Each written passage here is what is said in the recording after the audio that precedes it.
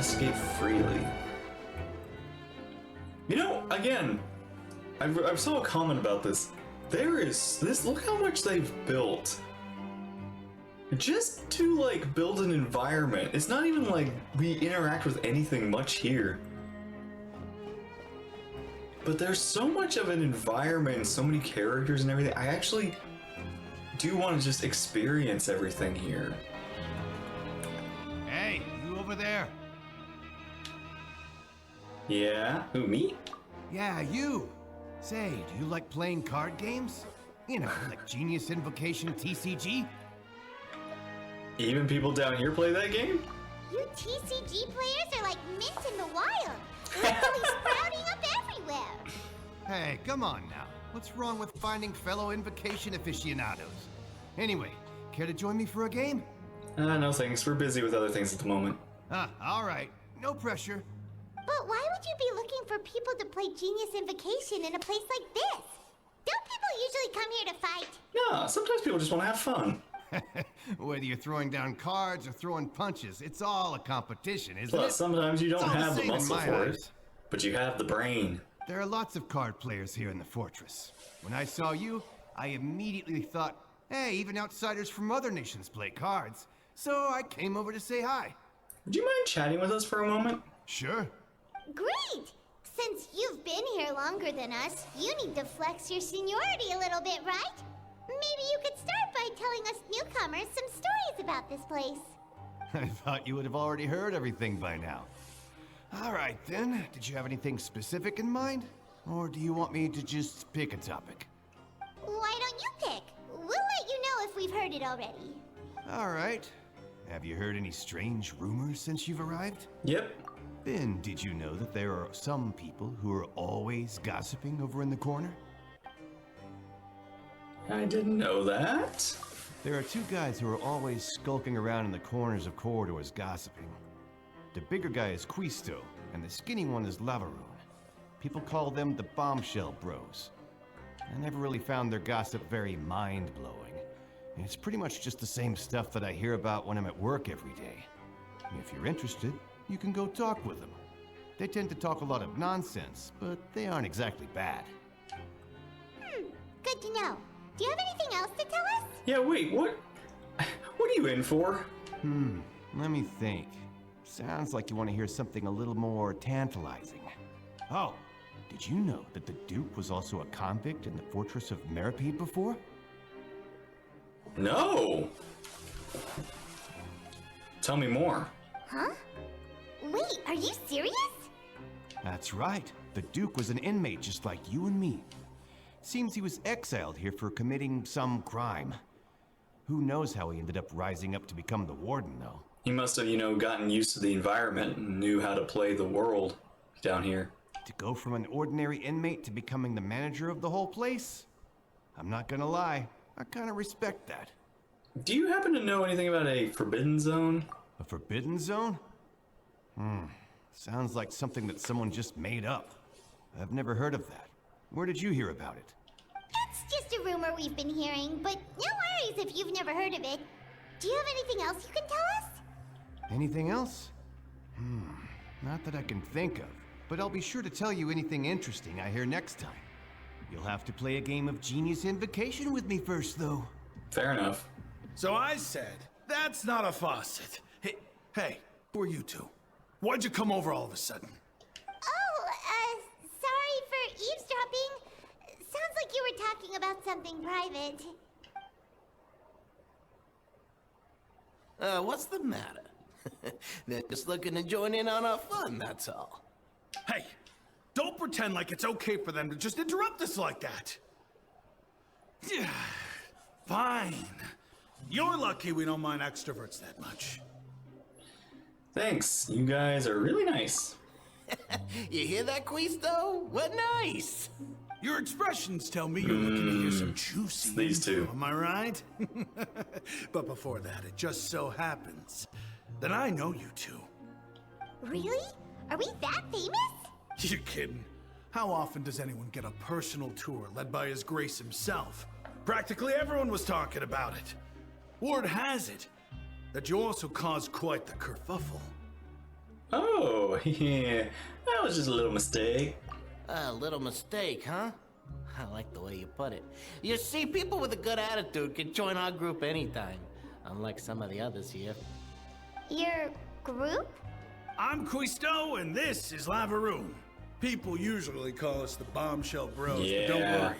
We're not playing with bombs or anything. It's just that our information is always so explosive, and we blow minds on the regular. So, you two really like to gossip? Whew, you sure know how to embellish. No, you don't get it. Knowing intelligence will make things better for you here. For example, knowing who's working with whom, who has the latest rumors, who's not getting along. Wouldn't you like to know all that? Oh, my Archon, I'd love to know. Please tell me. Whoa, all this info's worth something, you know? You should prove you're worthy of it. I don't mind him. Quisto's always this way. Just play nice and say something to massage his ego. The welfare meals. Talk about the welfare meals. We ate the most incredible welfare meal recently. It was Right, bean right. soup. That meal we had yesterday was super delicious. Paimon can still taste it whenever she closes her eyes. Is that so? To tell you the truth, I've been helping out with making those welfare meals. Oh, good. I've been working as a kitchen assistant for about a month and a half now.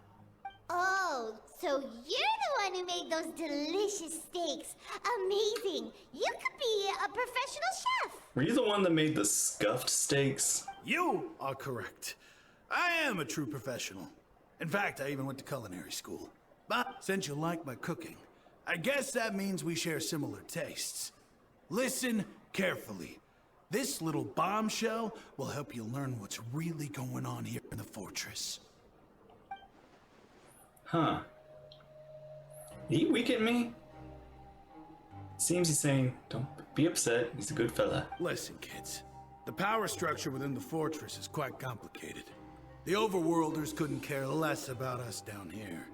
We're basically dogs to them. You've already met the one person here you should never cross, the Duke, Risley. He knows more than you think. And if he doesn't care about something, then he often doesn't bother dealing with it.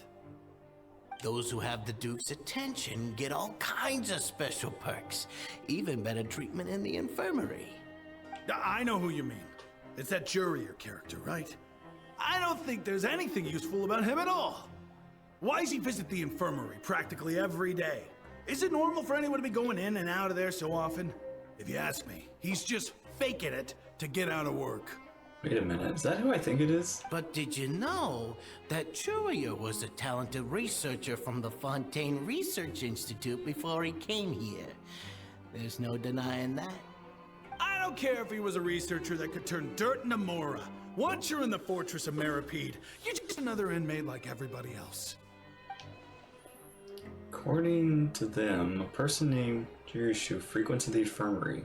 Speaking of which, the last time I saw him, he was passing by in the corridor with Lorvine. I also heard they started arguing in the library and got into a fight, right? Guess that's just how terrible of a guy he is. You mean he hit a woman? Wow, I never imagined he was that bad. Yeah. But that Lorvine's also quite the odd one, you know? She's always gabbing away, got into a fight with a man, and she also got sent to the infirmary. Come to think of it, I always see her going to the sick bay every couple of days, too. Wait a second. You don't think? Do you think... Could it be that they're secretly meeting there to go on dates? But it's really hard to imagine. Huh? After all, I do remember seeing Lorvine beat Juria to a pulp that one time. And we might be overthinking things. Maybe. So he has a confrontation with a girl named Lorvine who frequently visits the infirmary. I'll remember that too.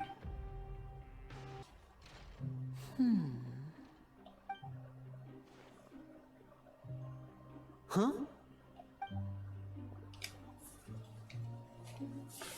Meet up. That look in your eyes. You found something? That was a different kind of transition. That was a wipe. Little something, yeah. Hey, this is no time to be modest. Just tell him we found a boatload of information! No. Paimon. We trade information, remember? Oh, as expected of the legendary duo, you have my full and undivided attention.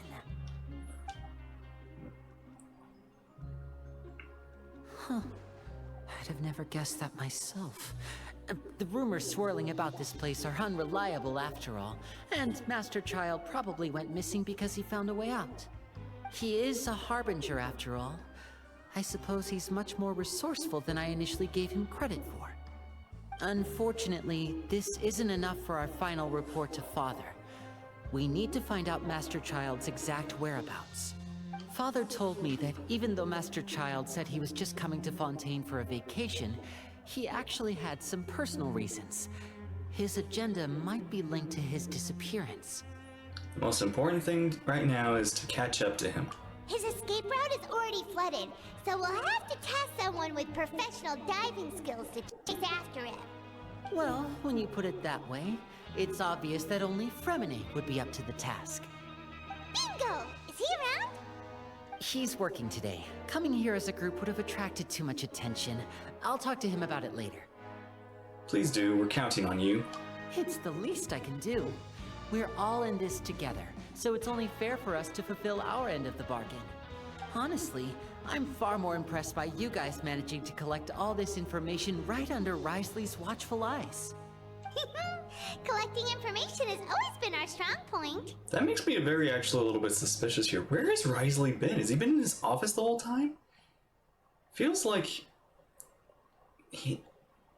I'm getting now this suspicious feeling we've been watched and we just don't know it. Now, let me think. To find out more information, Fremine will have to retrace Master Child's original route. And if he's to do that, he'll have to set out on the next pipe cleaning day at the earliest. That's 6 days from now. And after that, he'll probably take another 2 or 3 days to return. You can even estimate how long it'll take for him to get back? We've been working together for a long time. We know each other's capabilities like the backs of our hands. It's nice to see you actually talk about Fremine more. Traveler, what say you to meeting here 9 days from now? We'll be able to pick up Fremine while we're at it, too. Alright, so we got 9 days to do Are we gonna be like doing the other things, or are we just gonna skip to that time? Oh, and there's just one last thing we'd like your help with. Though we can just sit back and wait for Fremine's report on Master Child's whereabouts, we still need to make more progress on the investigation of the Forbidden Zone. So that's what we're gonna do while Fremine's doing his thing. Fremine's no master of disguise. Lynette's still working on getting intel from the other areas, and I'll need to spend some time helping Fremine prepare for his diving mission. So, you are the only ones we can count on. What do you want us to do? Will it be hard? Well, I won't call it easy per se, but I think you'll be able to pull it off. Listen carefully. You'll need to find an excuse to get into the infirmary and investigate the room and environs. You've mentioned several sketchy-looking people always meeting at the infirmary earlier, so it probably has something to do with the secret we're hoping to uncover. You've already met the head nurse, so she'll be less suspicious of you. Investigate the internal structure of the infirmary and any active dealings within, and pass those on to me alongside anything else you're able to discover. But also, there's no need to take risks. Don't forget, safety always comes first. Sounds good, I'll give it my best shot.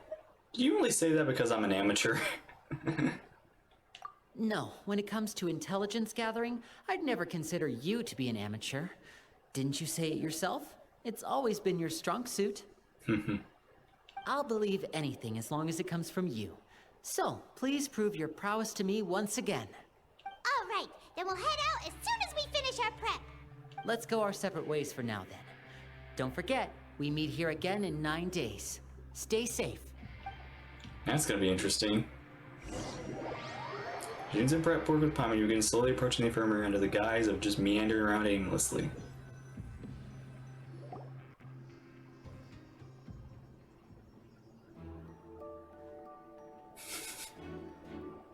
Hey, stay here for now. Paimon will take a peek. Oh, now you're gonna do some reconnaissance, Paimon.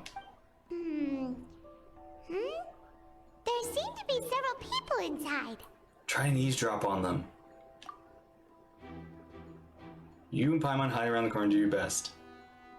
Several people appear engaged in conversation, but no one must catch bits and pieces. It's not impossible.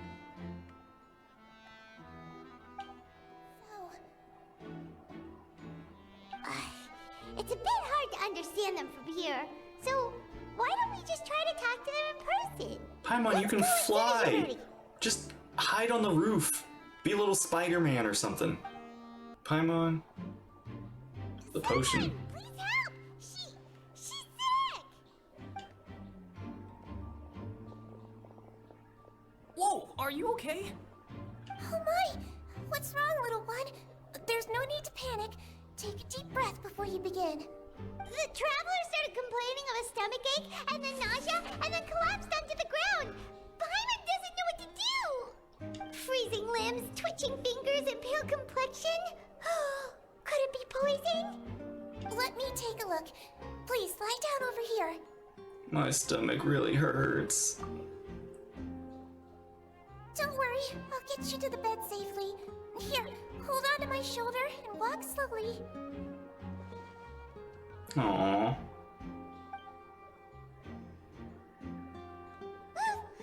You can do it, traveler! Thank you.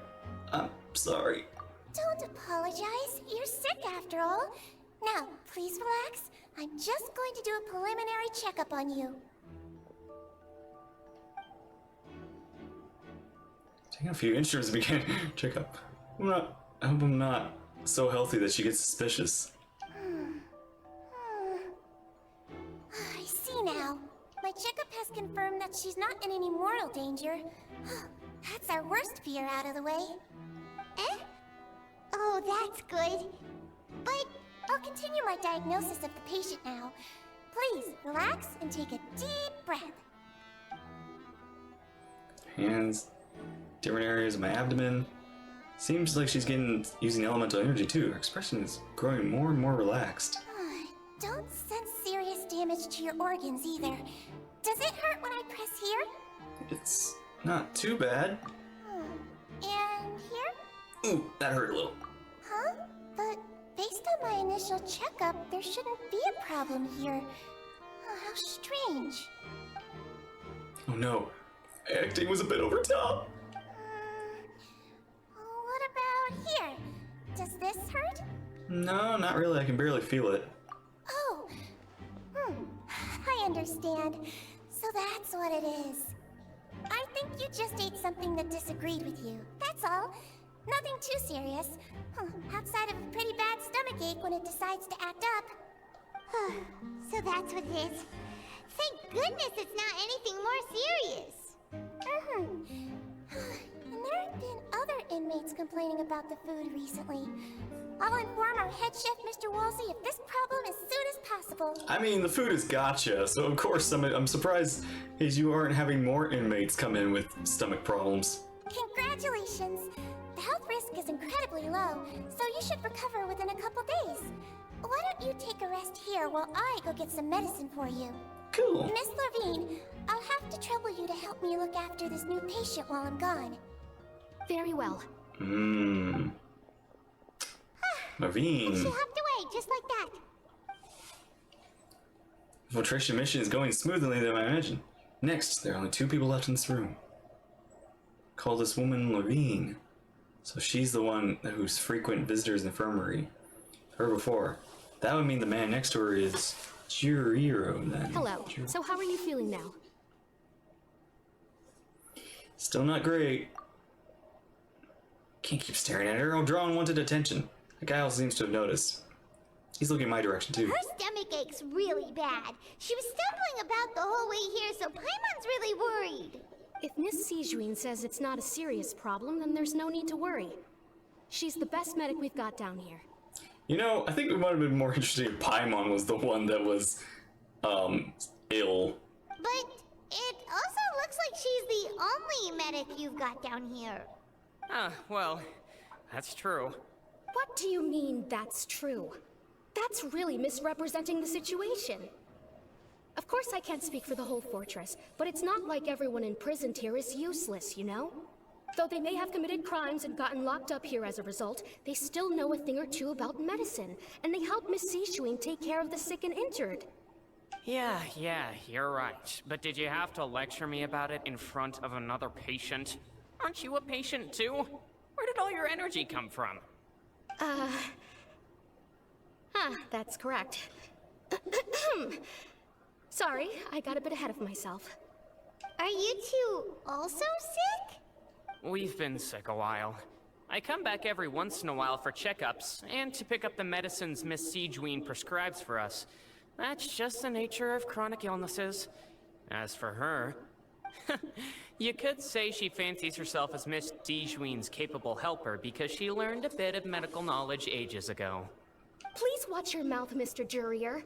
Don't forget that you are the primary reason I have frequent heart palpitations. Hey, don't start arguing now, please. Keep it civil at least. These two seem to have a pretty terrible relationship.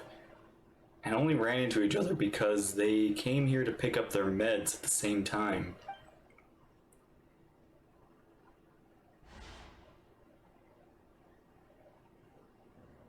But outside the two of them, there's nothing else suspicious inside the room. And all the files on the table appear to be patient records. Oh, there's this box. Can't check it out right now. Also, mini-machine furniture on the one. Wait, there's a movable hatch over there. Hey! There's no need to fight! Everyone will be released someday, so there's no need to argue over silly things like this! But... Release. It's way too early for us to even think about that. And who the heck knows if we'd even be able to continue our previous lives? Presence of a movable hatch isn't strange by itself, but perhaps my invention or intuition is speaking. But isn't it a bit strange that there's a movable hatch in here of all places? Is it hiding something? Please allow me to end this boring and useless conversation. Oh, and Mr. Jurier, I don't want to see your face here again anytime soon. And same to you, Miss Lorvine. Anyway, that was more than enough rest for me, so I'm going to get out of this excessively noisy place. See you later, everyone.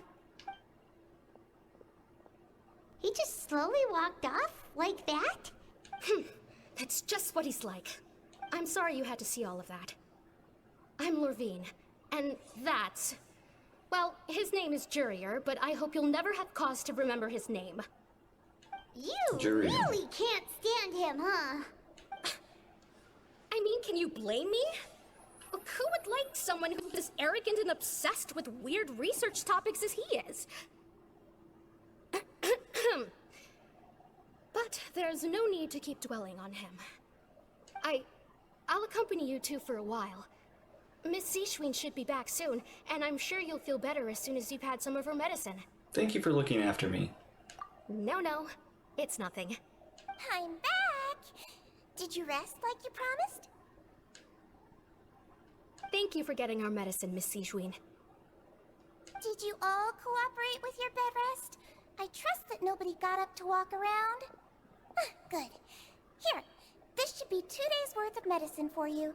Take 1 pill now, and then continue your bed rest. Take the stomachache pill that Sizween gave me. Miss Lorvine, I left in a bit of a hurry just now. Do you still remember if we discussed the color of the pill that you should be taking today? I remember. You said it should be yellow. They talk about that before we walked in? Why don't I remember? Yellow, huh? I understand. These are yours. Please, make sure to go to bed early after taking them tonight. You'll benefit from a good night's sleep. All right, then I'll also be on my way now. I hope you feel better soon, too. Thanks. See ya!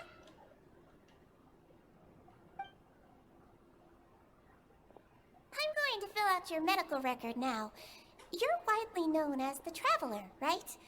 I just want to double-check a few details, if that's all right with you. Sure. Those two made quite the commotion just now, so why don't we let the Traveler rest? Paimon can answer the questions instead. Oh. So her primary symptoms are abdominal pain, with secondary symptoms of nausea. Is there anything else? That's it. Alright then. Is there anything we should know besides to take the meds? No, her base constitution is quite good, so I'm sure she'll recover quite quickly after taking the medicine. Please, make sure to stick to bland or less stimulating foods, and don't stay up too late at night. Got it! Paimon will hold the traveler to that for sure. I should try and take a nap, like she said. Oh, you're going to take a nap already? Okay then, you get some rest. Move yourself onto a regular patient's bed and relax completely. Remember from work until gathering. However, you catch some hints of Paimon's conversation. We've been to lots of places together. She may look a bit under the weather now, but she's actually super strong. Oh, so you're the best of companions. Well, don't worry, she'll recover soon. Companion brings a wave of comfort and you let yourself fall into a rest. Oh, hello. How do you feel? You slept for a really long time, but we never left. I feel a lot better, thank you both. Well, now you can go back without a worry in the world. Remember to take your meds regularly, and remember bland foods. Thank you, Miss Siegeween.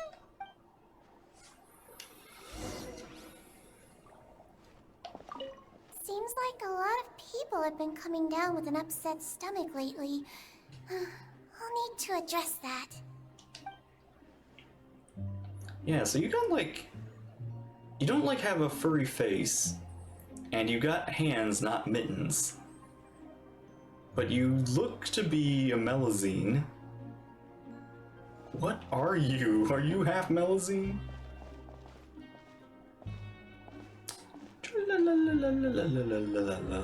Okay, nothing to see here. Boom. Meow.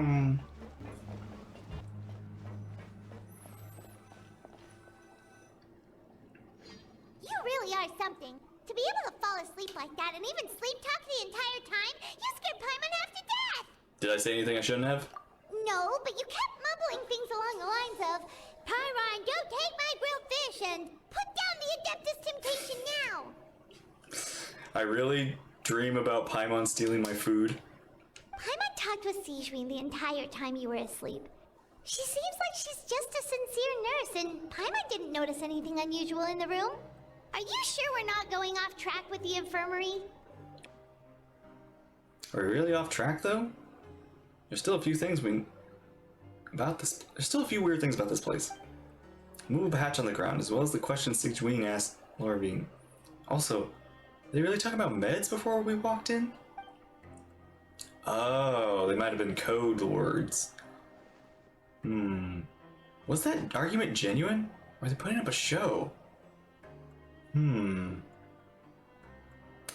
hear me out. Whoa, you really are super thorough. All those tiny little suspicious things that Paimon didn't even pick up on. We've got to give the info to Linny. Next few days, you and Paimon work at the station's normal.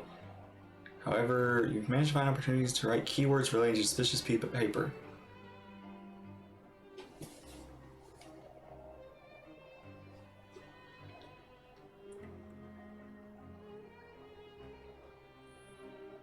You manage to pass the slip to a busy Lynette as she happens to pass by. Her disguise is impeccable.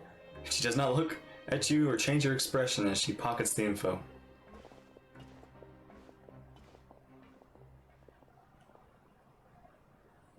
Finally, the promised night day arrives. I like that. I liked how we kind of just skipped time. Today's the day. Let's go meet up with Linny.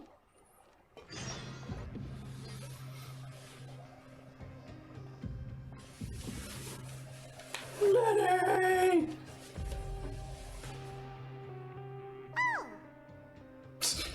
Oh. Was that an attempt at a whistle?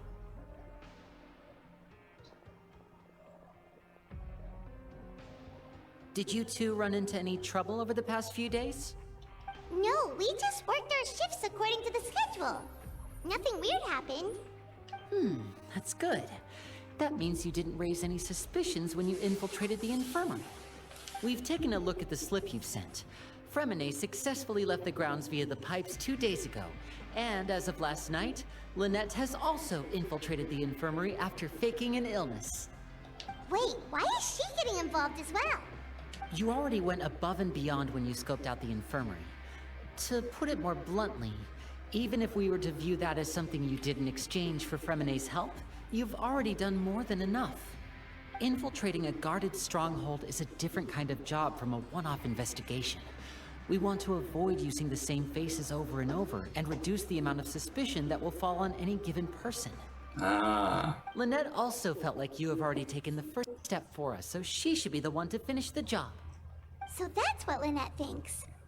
Oh, Paimon hopes everything's going well for her. Yeah. Then, let's go check on Lynette before Fremine returns. If everything went well, then she should be wrapping up her investigation right about now. Is now really a good time to go over? According to my observations, Sigewinne always spends around half an hour away from the infirmary right before lunch. Lynette knows this as well, so Yeah. this should be a good time to meet up with her. Oh yeah, we heard about that. Also, I'm her brother, remember? It's only natural for an older brother to care about his younger sister's well-being. True. Okay, then let's head over right away. Yeah. Lynette should be here right now. Huh, I didn't see her. strange. Lynette? As expected, Sigewinne isn't here, but why isn't Lynette here? Could she have found a lead? No, Lynette rarely deviates from the plan. We agreed that if she were to make changes on the fly, she'd find a way to let me know. Unless... Let's see if there are any clues around here. We can look while we wait for her. Who knows? Maybe she'll be back soon. Okay. Ah, this is it! We saw it before! Wait, this thing? It doesn't look like it's been disguised that well. Then he gets close to a movable hatch, starts tapping The different... space behind it is empty. From its size, I don't think it's an entrance that is meant to be taken apart. There's probably a mechanism around here somewhere. Could Lynette have tried to get inside? But if that's the case, she would have contacted me for sure. Let's look around here for some more clues. Don't panic, just take another look. Look on Lenny's face, he's definitely beginning to panic. Don't panic. He probably said that subconsciously for himself.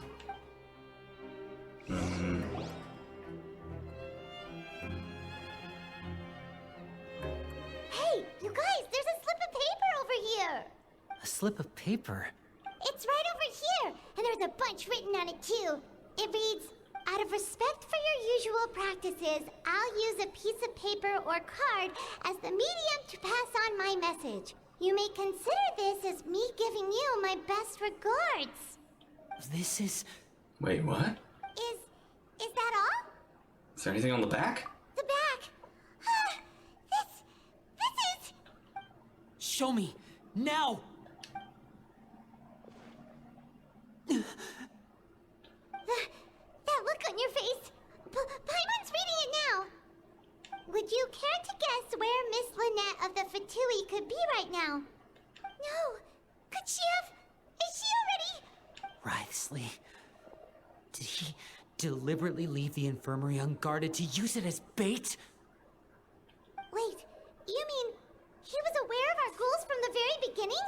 But why? We didn't run into any trouble last time, and he also never reached out to us since. Why would he choose to act during our second infiltration attempt instead of the first? Yes, that is a crucial question. Wriothesley, he doesn't do anything without a clear goal or reason. So this means he had no concerns about your activities from the very beginning. You're not from the same camp as us. You were sent down here by Nervulet, so you have no conflict of interest with Wriothesley. We're a completely different story, though. Why did he only go after Lynette? Why didn't he go after you as well? I'd like to know that, too. Why did he only go after her? Don't panic, just think everything over. I have to stay calm. This is not like what happened last time. The situation's different now. No, that last time. I can see why he's stressing. Wait, you're right. Wait, But that means the fact that Fremine was able to leave the grounds. Could Wriothesley have let him go as well? But what does he gain by letting Fremine leave like that? I get it now. Child! He deliberately made them both disappear? So he's challenging me and trying to provoke me, I'm sure of it. We never should have sent out Fremine. We had to go through all that trouble to find an opening to sneak him around the guards and into the pipe, and we even thought luck was on our side. If Wriothesley let him leave on purpose, then he's probably in a terrible spot now as well. Lenny's getting more and more panicked. We have to calm him down. Lenny, calm down. Don't be like this, Lenny. Fremine wouldn't have left if we hadn't told you about Child. That was our fault. No. I'm the leader of this operation, and I'm the one responsible for this team. I was the one who failed to protect them. I'll go talk to Wriothesley. Hey, don't be reckless! Traveler, please talk some sense into him. I simply cannot allow Lynette to be abducted again. I have to go. I'll find a way to get them back. Do we go with him, or...? He's rushed out the door! After him! Okay, I guess we're going with him.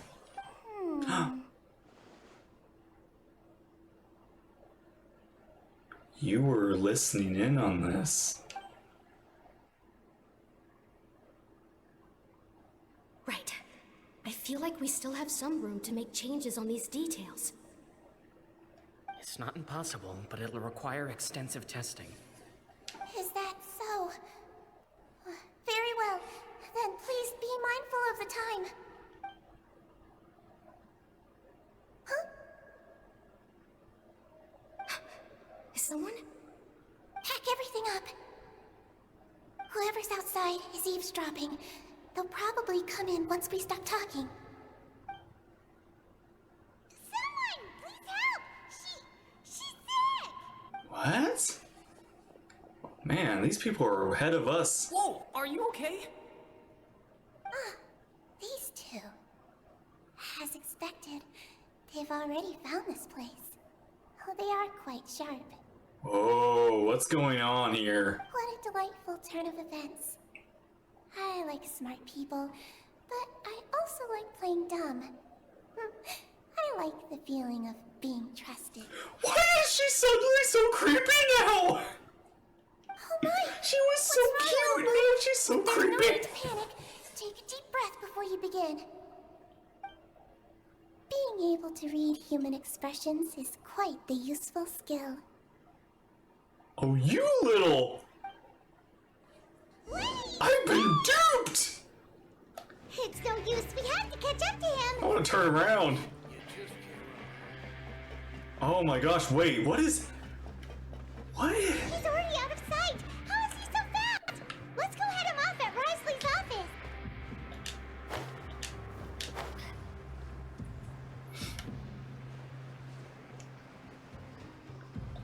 Wow, okay, that was... I was not expecting that. Oh dear. Oh dear, oh dear. We're, the rug's been pulled out from under us. Come out and face me, Wriothesley! Aren't we at an administrative office space? Why don't you at least try to follow even a couple rules from the fortress's indoor management regulations? What did you do to my sister? I ran into the young miss at the infirmary. I'd heard that she was suffering from quite the migraine, so I decided to invite her over for a cup of tea.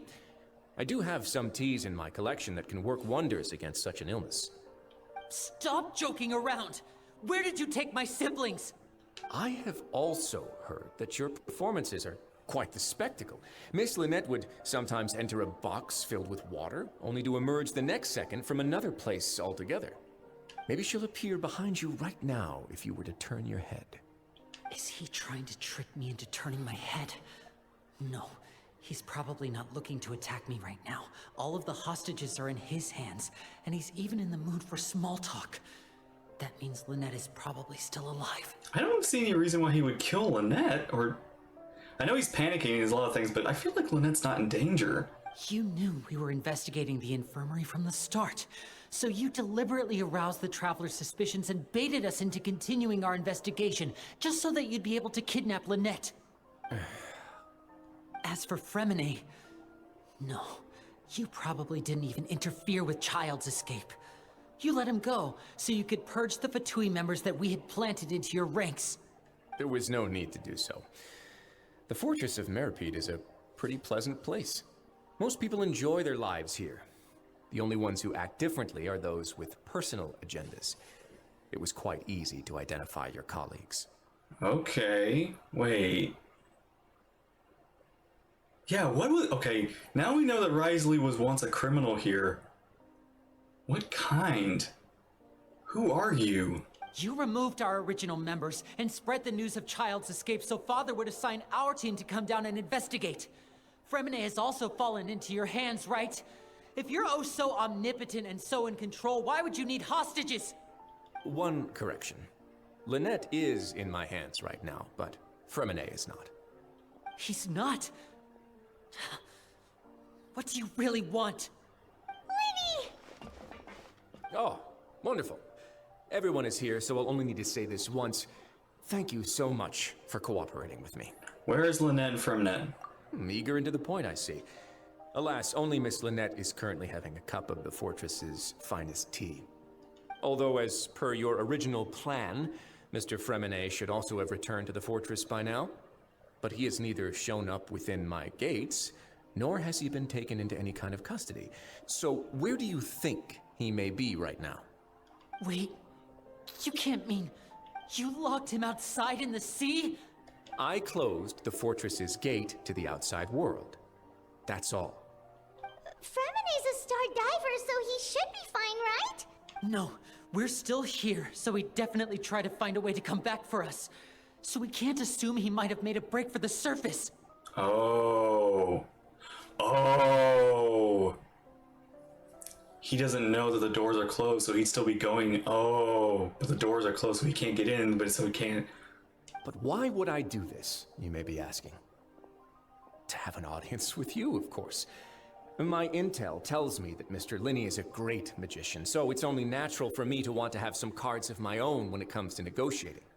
Besides, I do recall you mentioning to Miss Lynette that you've always wanted to have a face-to-face meeting with the Lord of the Fortress of Meripede, regardless of whether it was in a personal or a professional capacity.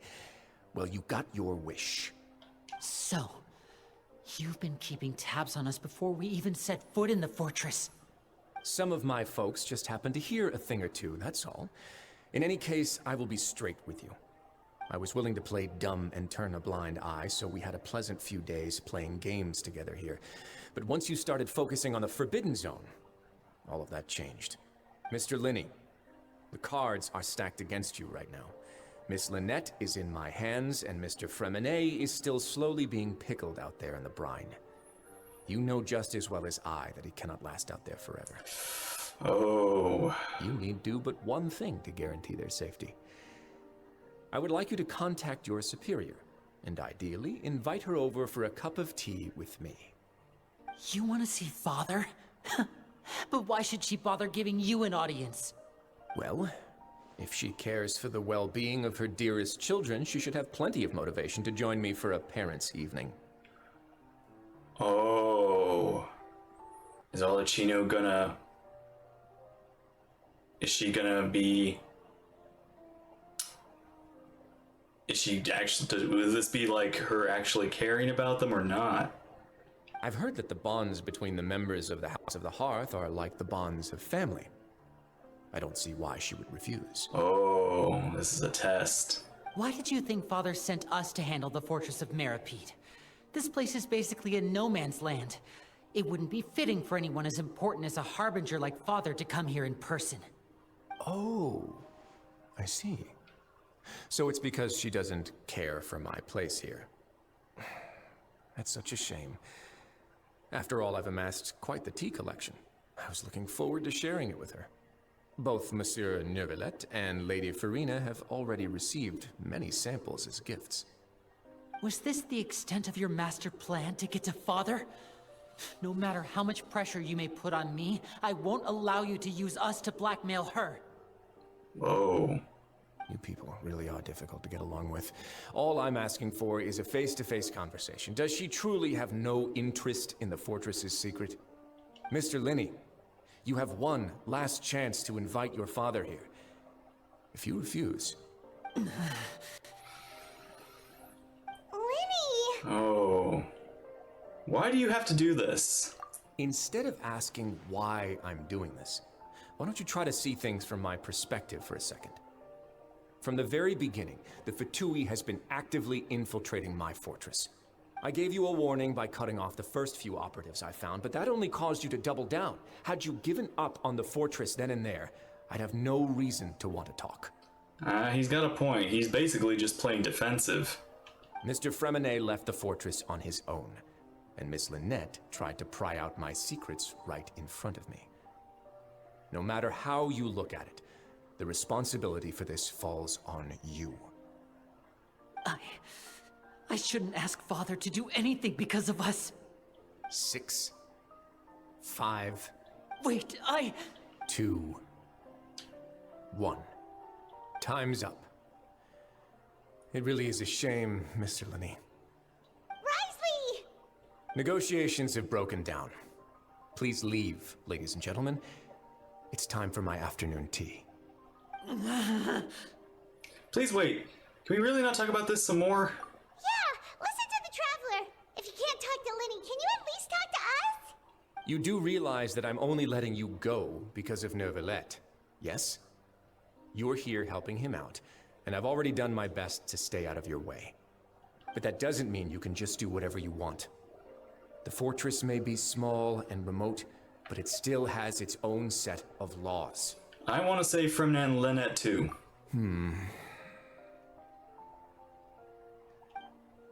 Then how about this? Those who are capable deserve respect. You've spent quite some time investigating my home turf by now, so why don't you tell me a thing or two about what you found, I'll ask you 3 questions. Answer all of them correctly, and I'll agree to your request. Question 1. Regarding the hidden rules of the production zone, what is the truth behind the one about being allowed to work for 3 days in a row? Can't believe he's asking about the hidden rules. Or recall correctly, if you keep working without any rest during lunch on the 3rd day, you'll find a portion of strange meat in a welfare meal. It's a good thing we've already ran through the investigation on this. Let's see if we can remember all the clues. Oh, we're gonna be doing it like this. Okay. Yeah, okay. If you break the hidden rule of the production zone, your welfare meal might contain some strange meat. Regarding the hidden rule of the production zone, what is the truth behind not being able to allow... That one's correct. Who will see... Okay, now I'm reading this. I know how this works now. Okay. Who will see it if you keep working constantly? Select any clue. I've been told that the infirmary is always empty for the half hour just before lunch. That's not it. The Fonta promoter has been struggling because he doesn't recognize the real value of coupons. Meanwhile, the Duke... That's not... We often see Miss Sigewin observing the prisoners at work near the... That's not it. The research note said that the Melusine race perceives the world... That's not it. According to Collins, the Pancratian tournament only took place because the Fonta company sponsored it. That's not it. Fonta's internal reports suggest that they're starting a new trial of an unnamed and unpackaged product. But the product has to undergo a trial because even Who will see it if you keep working constantly? The Fonta promoter has been struggling because he doesn't recognize... I've been told that the infirmary is always empty for the half hour just before lunch. Wait. According to Collins, the Pancratian tournament only took place because the Fonta company sponsored it. Fonta? The company must want to return on it.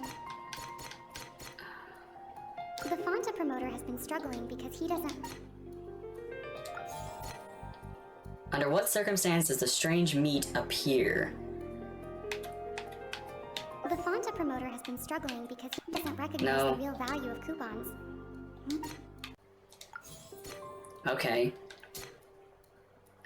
Under what circumstances the strange meat appear? I've been told that the infirmary is always empty. This is not the infirmary and all this. We often see Miss Sijuin observing the prisoners at work near the production zone. It seems like she can perceive the general state of a person's health. Wait, has Sijuin been watching me? Not this whole time? Why does the strange meat appear the way it does? The research note said that the Melusine race perceives the world very differently from humans. That's not wrong. Okay, hypothesis is incorrect. Okay.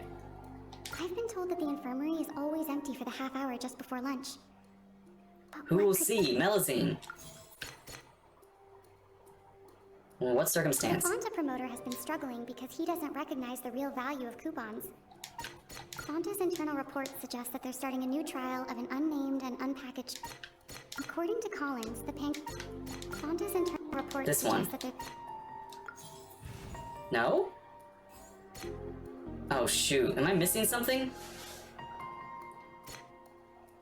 Who will you see if you... Is this another one of those, like, I don't have the key information? Gosh dang it, please don't be like that. We often see Miss Sijuin observing the prisoners at work near the production zone.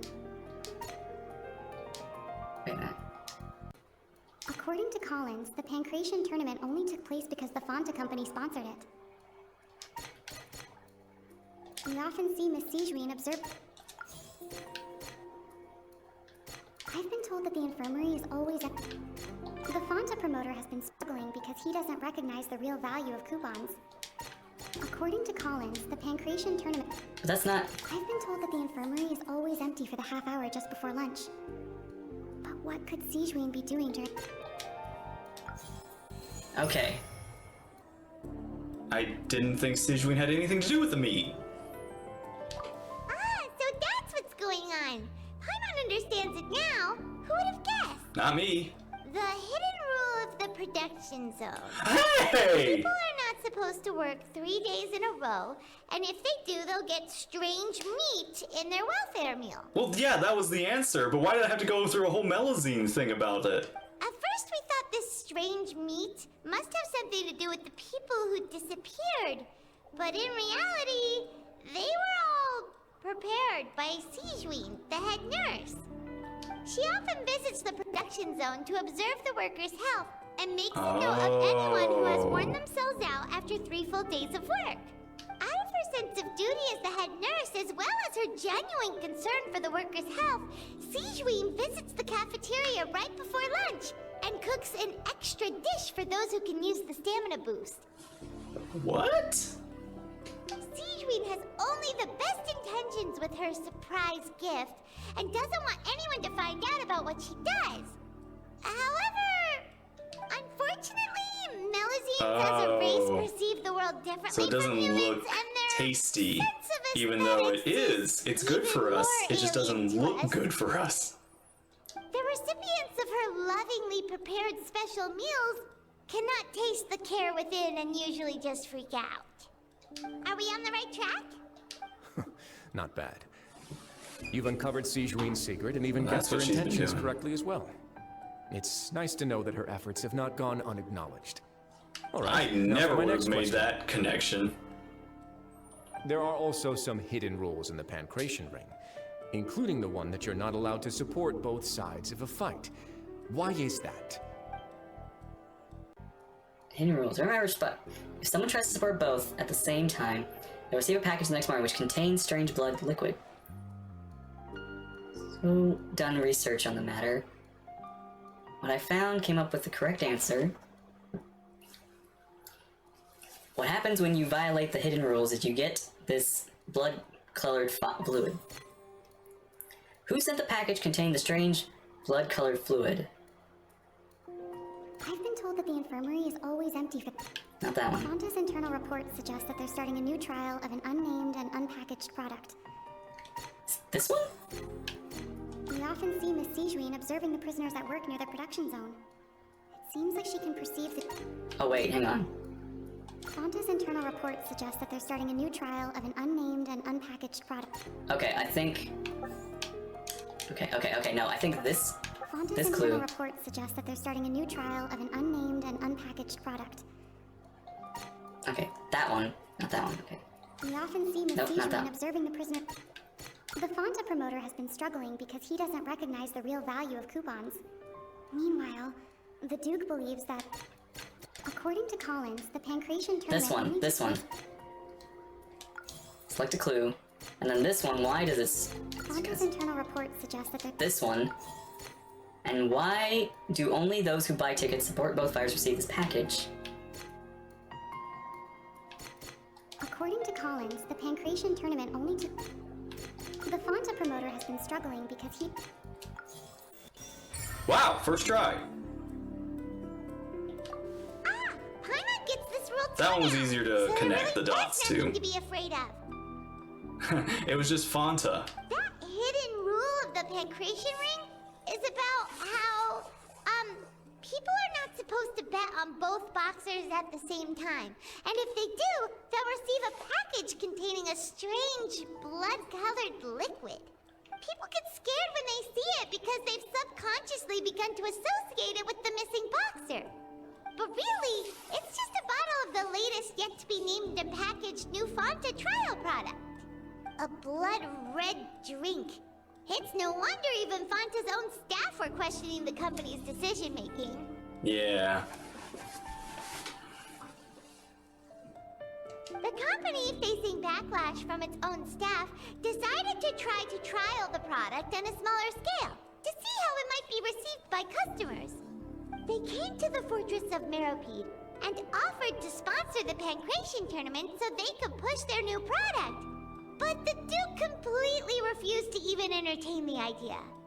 The Duke, knowing how valuable coupons are in the fortress, knew that only total idiots who didn't understand their true value would bother buying a Fonta product here. And so, only those who proved their stupidity by being dumb enough to bet on two opposing sides of the same match were selected to receive the drinks. I acknowledge the effort you've put into bringing the truth of this mystery to light. Okay. Although, based on your description, that Fonta promoter is a bit too careless with his words. I may just reconsider my collaboration with the company. All right, and here's the final question. What's the secret behind our head nurse and all of her patients in the infirmary? That one might be a little tricky. We haven't collected enough info to answer that question. Stop your cruel and pointless games, Risley! You know that we haven't finished our investigation, so there's no way we can answer the last question! Lenny! The thought of sparing Lynette and Fremine never even crossed your mind! Lenny! You'll pay for this!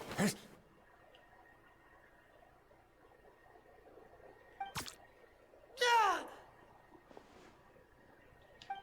Lenny, are you alright? Oh, close one. I owe you, Siegeween. That was a fantastic shot. It was nothing, Your Grace. What? She's got a gun! Siegeween? Though this gun may look like a toy, it's actually fully functional, as I just demonstrated. She's packing heat! Siege... Does everyone in Fontaine have guns? You... Are you his accomplice in all this? Not at all. I am merely a resident of the fortress, and thus protecting it is my duty. When Monsieur Nervulette asked me to come here, he told me that my job would be to take care of the well-being of everyone here. I am merely discharging my duties. But if you mean what you just said, then isn't Linny someone you should be looking after as well? Isn't he a resident here just like the rest of us? If you're close with Nervulette, why not learn a thing or two about virtue from him? But I really am just doing what Monsieur Nervulette told me to do. Everything I did, I've done to protect them. Had I not, they would be in far more dire straits right now. I think you may have taken it a little too seriously and not learned about semantics. His Grace knows it too, right? Your Grace? Mind proving my innocence to them? She's too innocent, but she's not innocent. That's the thing. She's not innocent. My dear Siegeween, whatever shall I do with you? Would it have killed you to just wait another minute or two? Well, it's nearly time after all. The way you do things can be truly frustrating sometimes, Your Grace. I figured I should try to talk some sense into you. This Melusine it's so weird. Like, the whole time it was just, she's so cute, she's so adorable. And now it's like, Oh my gosh, she's terrifying. It's when the smalls are actually like competent and smart and actually like conniving. They're terrifying. Take me if you want. Let them go. How touching. Can you just give me one more minute? Don't be like that, Your Grace. All right, everyone, calm down. 2 more visitors will be arriving any time now. I'll go get a cup of tea. Miss Sigewinne, I leave Miss Lynette in your care. You... What are you doing? I believe I hear footsteps. Door suddenly opens, a familiar figure bursts into the room. Some space, please. Ah, Miss Clarande. My door. Oh! Fremnet! Freminet...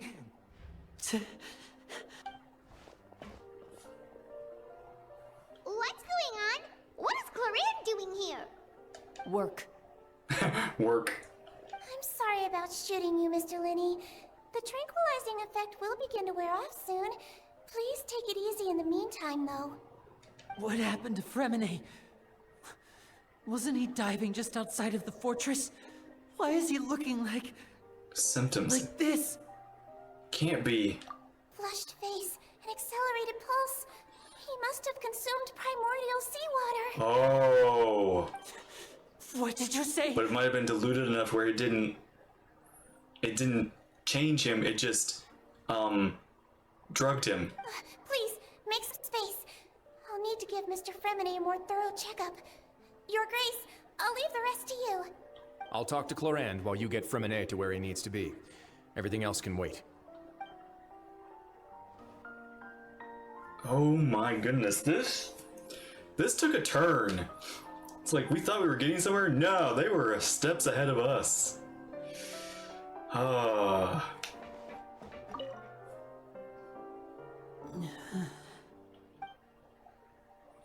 He's disgusted.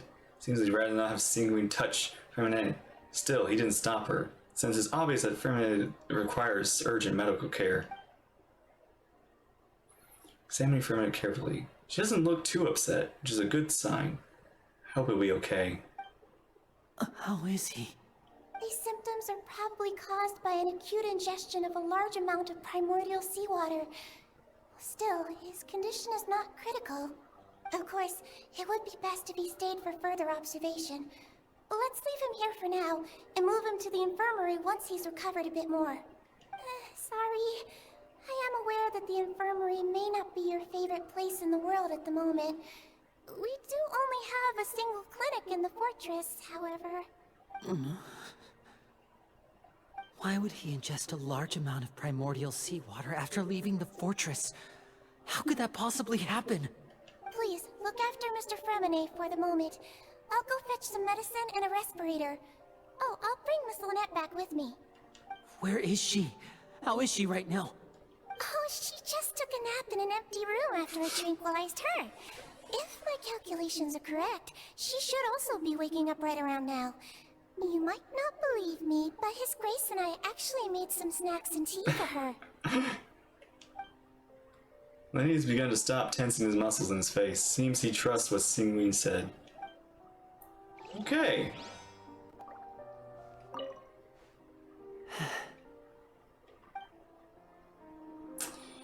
That's not good. We lost this battle. What's that look on your face? I thought I made good time on the way back. Oh, I'm just admiring your punctuality. Had you arrived just a few minutes later, Sigewinne may have been forced to shoot Mr. Linney again. How's the situation out there? The water has changed. It's pretty much as expected. The concentration of primordial seawater has increased significantly. What? I was only out there a short time, so it wasn't too bad. But if one were to stay for any significant amount of time... well, you can see how that boy's doing. Where was he when you found him? The abandoned zone at the end of the pipes. A good distance into the water. Closer than I thought. He must have recognized it early on and tried desperately to swim back. Locking the door was necessary. I don't think we could have saved two. Well, I did try to convince him that I had my reasons. Never seems to work, though. It would probably work on Neuvillette. He has a knack for picking out who had good intentions, even when the outcomes were all terrible. It's a bad sign if you're having to plead your case to Neuvillette. Want some tea? Not particularly. If you want to drink some that badly, just say so. Fine, I'd like to get some tea. Want me to get you a cup too, since I've already made it? Might as well then, I suppose. Actually, do you have a towel? I would like to dry my hair. Okay. These two have, like, a relationship of sorts. Not like a ship, but they seem to be very close.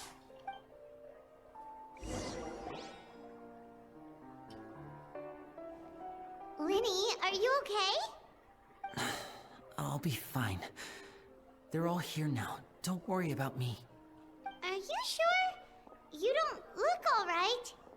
My hands and feet are still a bit weak, but that's probably just the residual effects of the tranquilizer shot.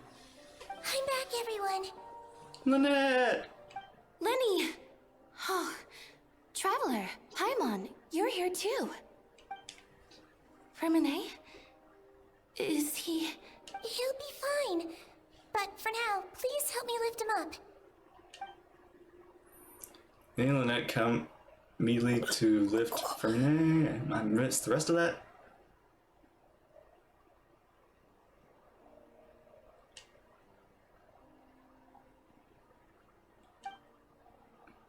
His breathing's beginning to slow down.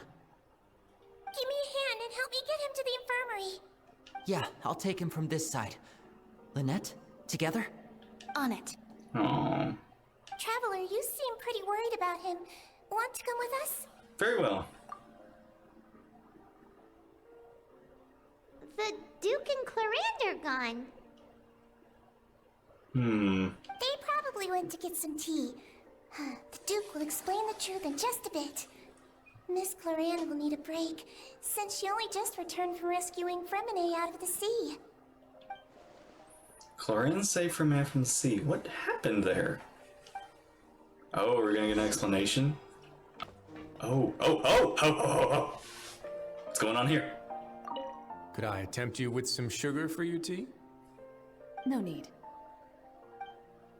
Oh, okay. No sugar for you. Alright, you two have your fun. Have your nice tea. It's like we've finally reached our answers, but it's like we've... Oh... Ryze's really interesting. He seems to just genuinely, like, I just want to talk. He's that guy, like, where's the knave? I just want to talk.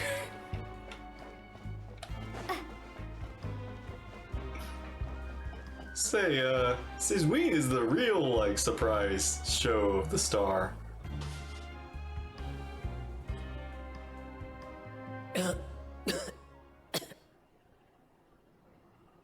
He's awake.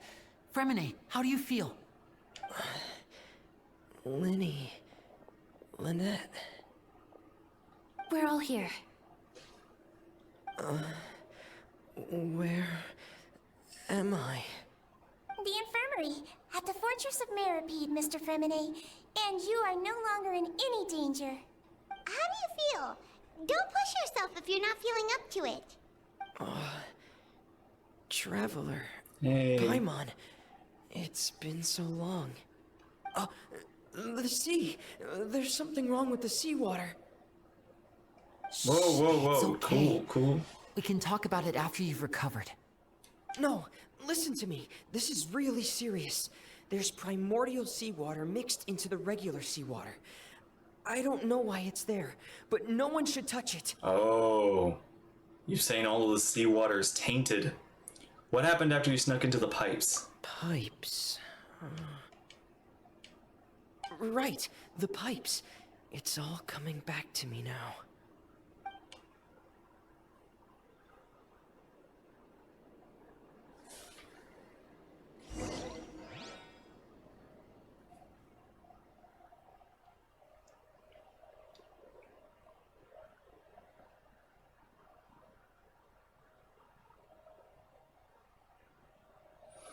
Are we getting a cutscene? I don't think we had a single cutscene in Act 3.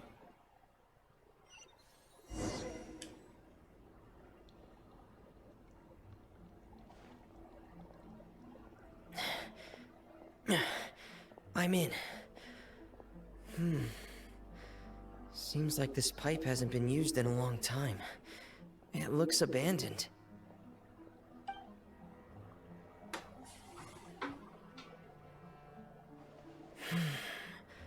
Where could Master Child be? The seawater, though, would only be dangerous to Fontaine people, right? So Child would be fine. Oh, I'm playing as friend. Oh, I'm doing this. I was actually wondering, can I play this mission? Oh, that's so cool. This is just like Nilu. Hopefully it's a little longer than that. Oh, this is so cool. I didn't get to pull Fremine. So I'm actually getting to have a little bit of gameplay with him. That's nice. Oh, this is so... This makes me happy. Okay. Huh. This mechanism looks like it's been tampered with. Could he have done it? Oh, what is all that down there? It's getting stuck on something. Seems like I'll have to avoid those obstacles while I turn it. Can I just skip? Hang on.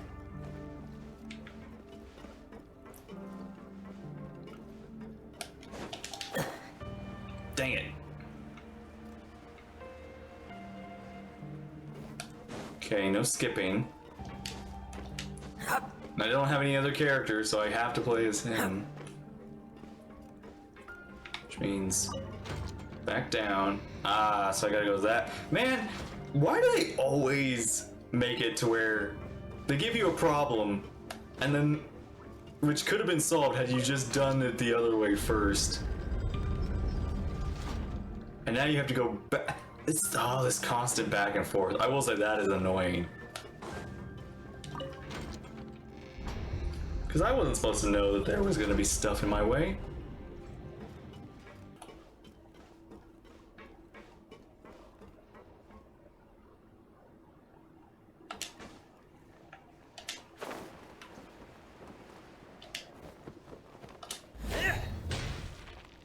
Oh, he's using this claymore.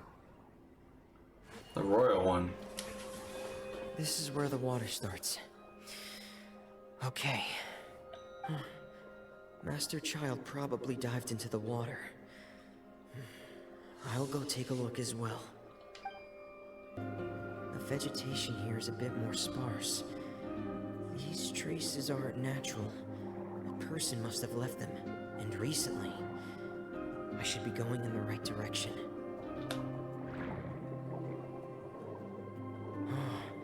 There are traces here too. I need to keep going. Huh? The traces are gone. But I don't see where he could have gone from here. Wait. What the...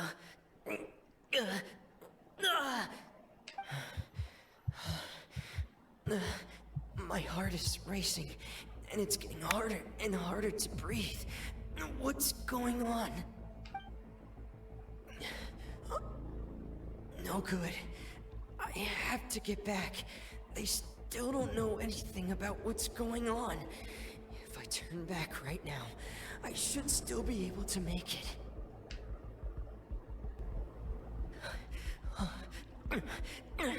I can't die here.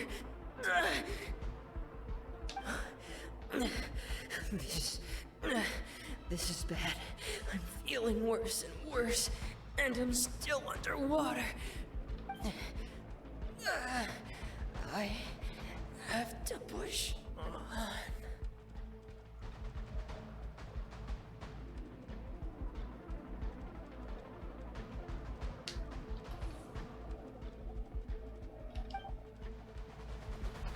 Okay.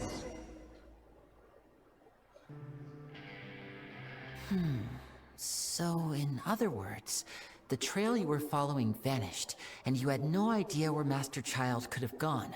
But there was also no obvious place for him to have disappeared to.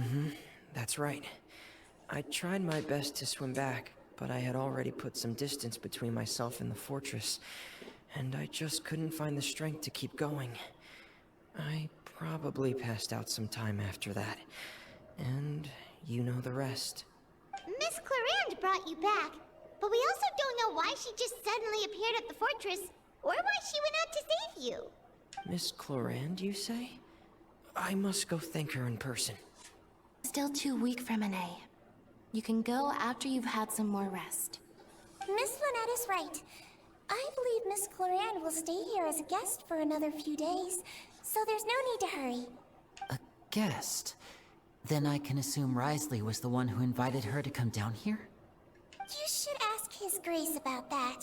He'll be able to explain better than me. Got it. I'll go talk to him. Yeah, it's about time he actually told us what's going on. Wanna come with us, Lenny? I don't think he wants to be separated from his family right now. No, please go on without me. I don't want to leave just yet. Lenny.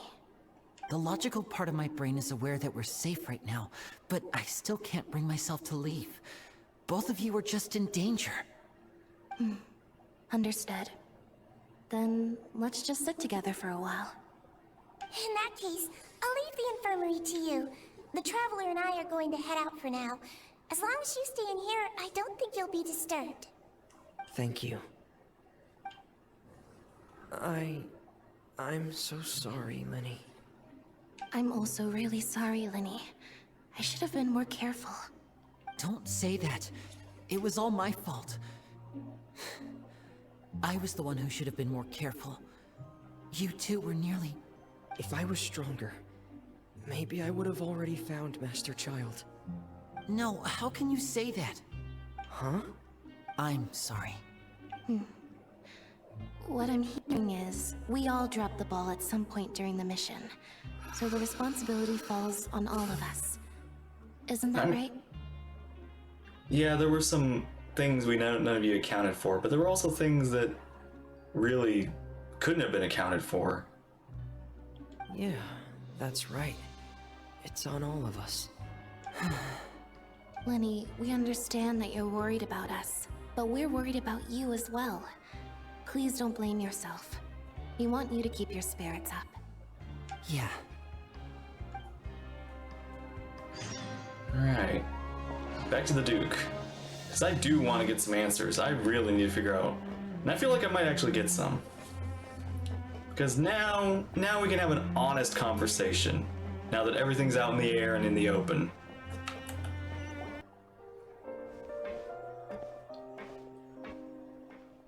Excuse me?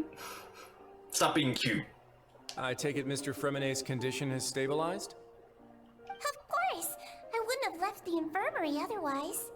I've been expecting those two, but might I inquire as to the purpose of your visit, Miss Siegewien? I wanted to check up on Miss Clarande. How are you feeling? Mostly fine, I think. If you don't mind, I'd like to perform another quick physical exam. It'll just take a few minutes. All right. Thank you for looking out for me. I'll take my leave for now, then. Okay. It's nice seeing you again. Well, want to explain yourself, Risley? Of course, but I'm not partial to the word choice of explain. How about enlighten? Yeah, you know what? I agree. Please enlighten us on as much as you'd like. Where should I begin? How about you start by asking me any questions you have? You can start with whichever one you'd like to get answered the most. Then Paimon will begin. Did you know about Lenny's goals from the very beginning? No. I just knew they were Fatui operatives sent to the fortress by the Knave. As for their specific goals, I only figured those out as you made progress on your investigation. You managed to monitor and stay ahead of them even though you didn't know what they were trying to do? They came here with ulterior motives. I'm quite adept at discerning what that kind of behavior signals. Why didn't you stop them? Initially, I thought their goal was just to investigate Child's disappearance. Linny suggested that I had deliberately let him escape, but in truth, I didn't really do anything special to help or hinder him while he was here. Everything he did, from finding helpers to leaving this place, he did on his own. Yeah, I figured Child wouldn't have wanted help. Of course, not it's from inevitable that the knave would make a big deal out of her fellow Harbinger's unexplained disappearance. I'm also quite curious about where that Harbinger went. So I figured I might as well let the Fatui do their own investigative work. All I care about is the answer. Yeah, I mean, if it helps you find Child, it helps you find Child. So you were hoping Liddy's group would just do your work for you. You make it sound like that's a bad thing. Unfortunately, things didn't go as planned. I assume that Fremine has told you already, the ratio of primordial seawater around the fortress of Meripede is on the rise. The Forbidden Zone has always been Linny's target, and you got roped into that investigation after running into him. I began to intervene out of concern for your safety, and also to prevent the fortress from becoming entangled in more irksome matters. Are the rumors true? That you're also a former criminal? Now, why would you put it like that? Isn't staying here all day and serving as the manager of the fortress a kind of sentence unto itself? Another form of prison? I just happen to have some support from the rest of the inmates. That's all. Oh, right. Paimon wanted to ask, who invited Cloran down here? Me, of course. I paid her good mora to come down to the fortress for some field work. As a champion duelist, Miss Cloran could be considered to be an independent party. I needed to find an exceptionally capable person to help me get through the impending crisis. And saving Fremine was part of that crisis? You can think of it like that, yes. Credit where credit is due, that boy is quite adept at diving. Had conditions not been as hostile as they were, he probably would have found the missing Harbinger already. So this Forbidden Zone, it really exists. What's inside of it? That's not something you should be asking after. Neuvillette only asked you to investigate Child's whereabouts. All I need to prove to you is that the Forbidden Zone had nothing to do with the Harbinger's disappearance. That should be clear now that you've spoken to Fremine. But we've already uncovered that there's something wrong with the infirmary, and we've answered a bunch of questions that you threw at us. Isn't it about time that you answer our last question in return? You make a compelling case. Do you really want to know the answer that badly? Yes, I need to know as much as I can. I've been really in the dark here. Yeah, Paimon really wants to know. Even if the truth may not be pleasant? Yes. Follow me. What a huge door! There are 3 such isolation gates in total. Generally speaking, I'm the only one who's allowed to go inside. Hence the name Forbidden Zone. Am I correct to assume you're going to run on back and tell your little Fatui friends everything? That depends. Well, Paimon wasn't thinking of keeping anything from them. Well, I'd advise you wait until you've seen the whole truth of this place for yourself before deciding whether or not to tell them. Okay. Oh. Whoa, they all just went up one by one. It's in the middle of the room. Go on, have a look. It looks like seawater?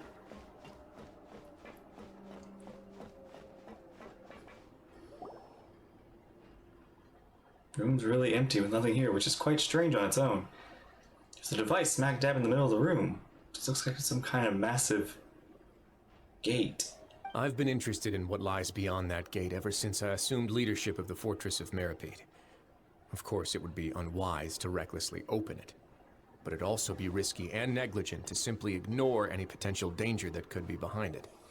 The readings on that dashboard have not budged since the day when I first laid eyes on this place. But over the past year, the needle has crept upwards from its original position, likely because some parameter it's been tracking has changed, if only infinitesimally. Normally, I would have ignored it, but I happened to have some free time when I noticed it, so I investigated.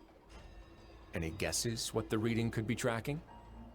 The water pressure? Very reasonable guesses. I've considered both of those as well. Unfortunately, our dashboard is tracking something less ordinary. Primordial seawater? The temperature should vary with weather and climate changes, so for something that rarely shifts, the water pressure is more likely. We ran a few tests to increase the pressure from the outside, but the readings didn't change at all.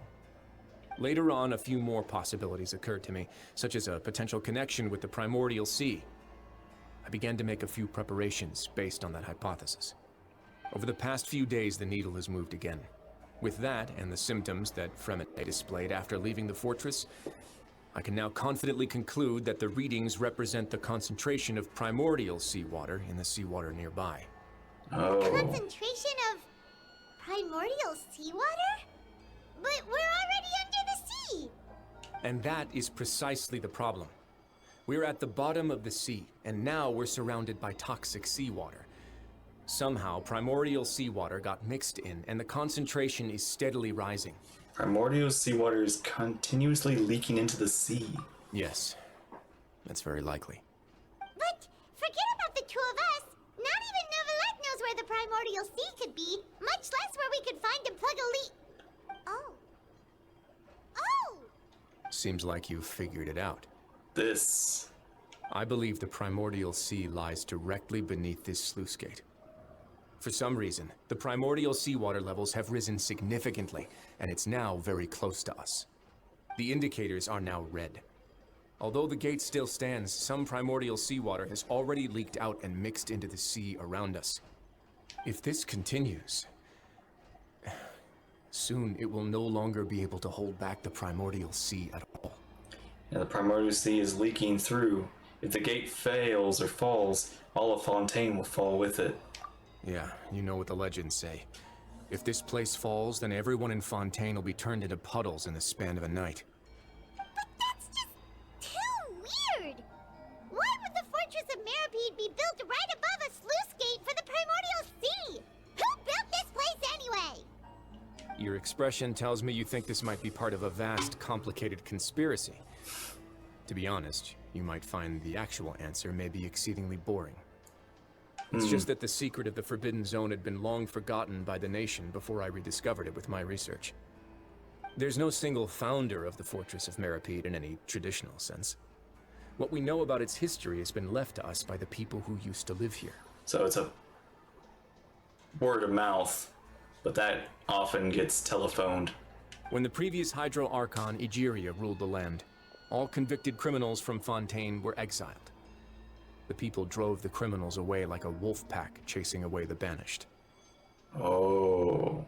Criminals received no sympathy of any kind from the people. They were exiled to the desolate seaside, where they experienced only pain, struggle, and the bone-chilling cold. Some of them began to repent, and prayed to the Hydro Archon, asking if there was still anything they could do. The Hydro Archon took pity on them, and said, "You may go guard my secret, deep underneath the waves." And so, leaning on the power of the Hydro Archon, they gathered underneath the sea and began to build a fortress. They became a community down there in the deeps, and over the years helped it to grow. As the number of exiles increased, more and more people joined the community. When the first group of exiles died, they left the yet unfinished fortress to their successors. The Hydro Archon continued to lend her support, allowing the fortress and what it stood for to continue growing ever larger. Before long, this dark underwater fortress became the Sinner's only home. The Sinners. Oh. And with that, the people here stopped referring to the fortress as a prison. They saw themselves as repenting sinners who would regain their freedom once they had sufficiently redeemed themselves. But as time went on, people also realized that the fortress was a lonely place. Once they had gotten used to life here, they could no longer feel comfortable living in the overworld. Once they had finished serving their sentences, some people left and some others chose to stay. They'd find some idle position and let their withered souls fade away with the ancient secrets of the past. After many, many centuries, few people still remember the reason for the fortress's founding. Now they just see it as an integral pillar of Fontainian society, as the place where criminals deserve to be sent. Now and again, researchers manage to break one law or another and live out their days in the fortress. I learned all this from an elderly historian. Everyone else just thought he'd made it all up. But now you know every part of that history is true. Indeed. It's just as the prophecy says. If this gate fails, then everyone will be dissolved into the sea. Do you believe in prophecies? To be frank, not really. But sadly, that hasn't stopped this prophecy from proving all too accurate. Prophecies are troublesome things. Just hearing one will create the first wave of panic. Seeing signs of it will bring about the second, and actually witnessing it in real time, the third. So, as the Duke of Meripede, just what do you plan to do about it? Let's go somewhere else. I want to show you something.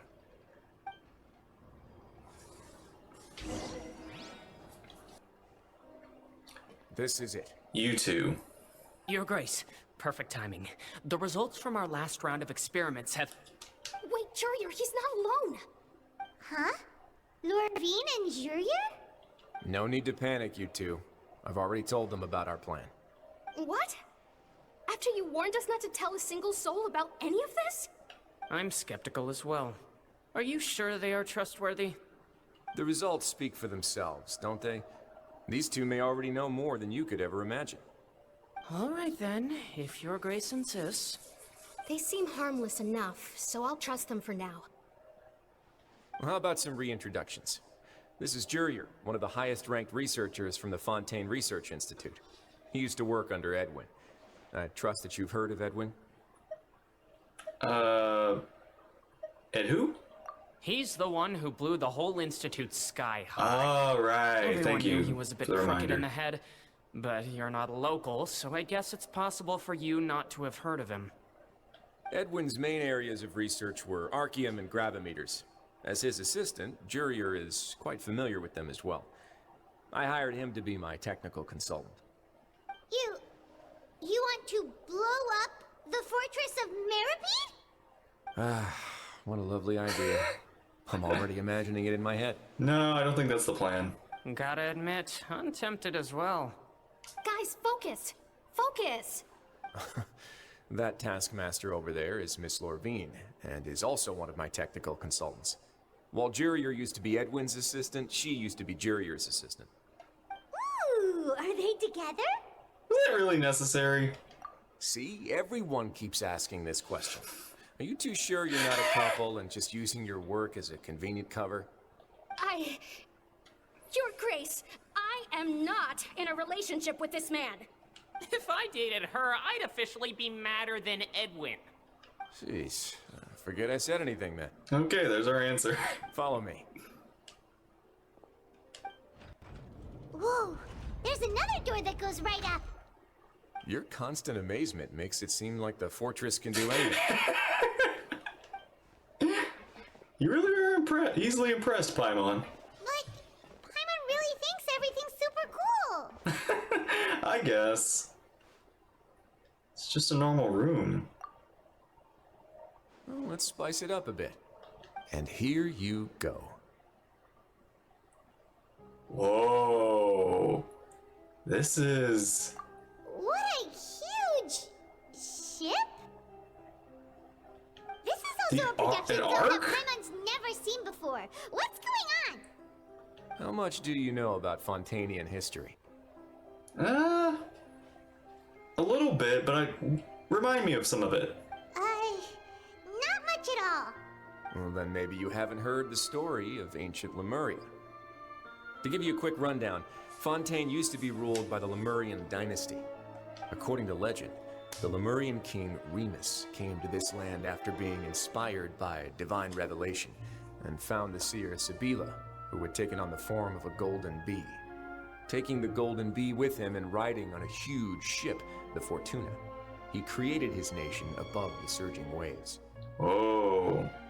He called his nation Lemuria and used the Fortuna to incessantly search for new tribes and islands, calling on them to join his empire.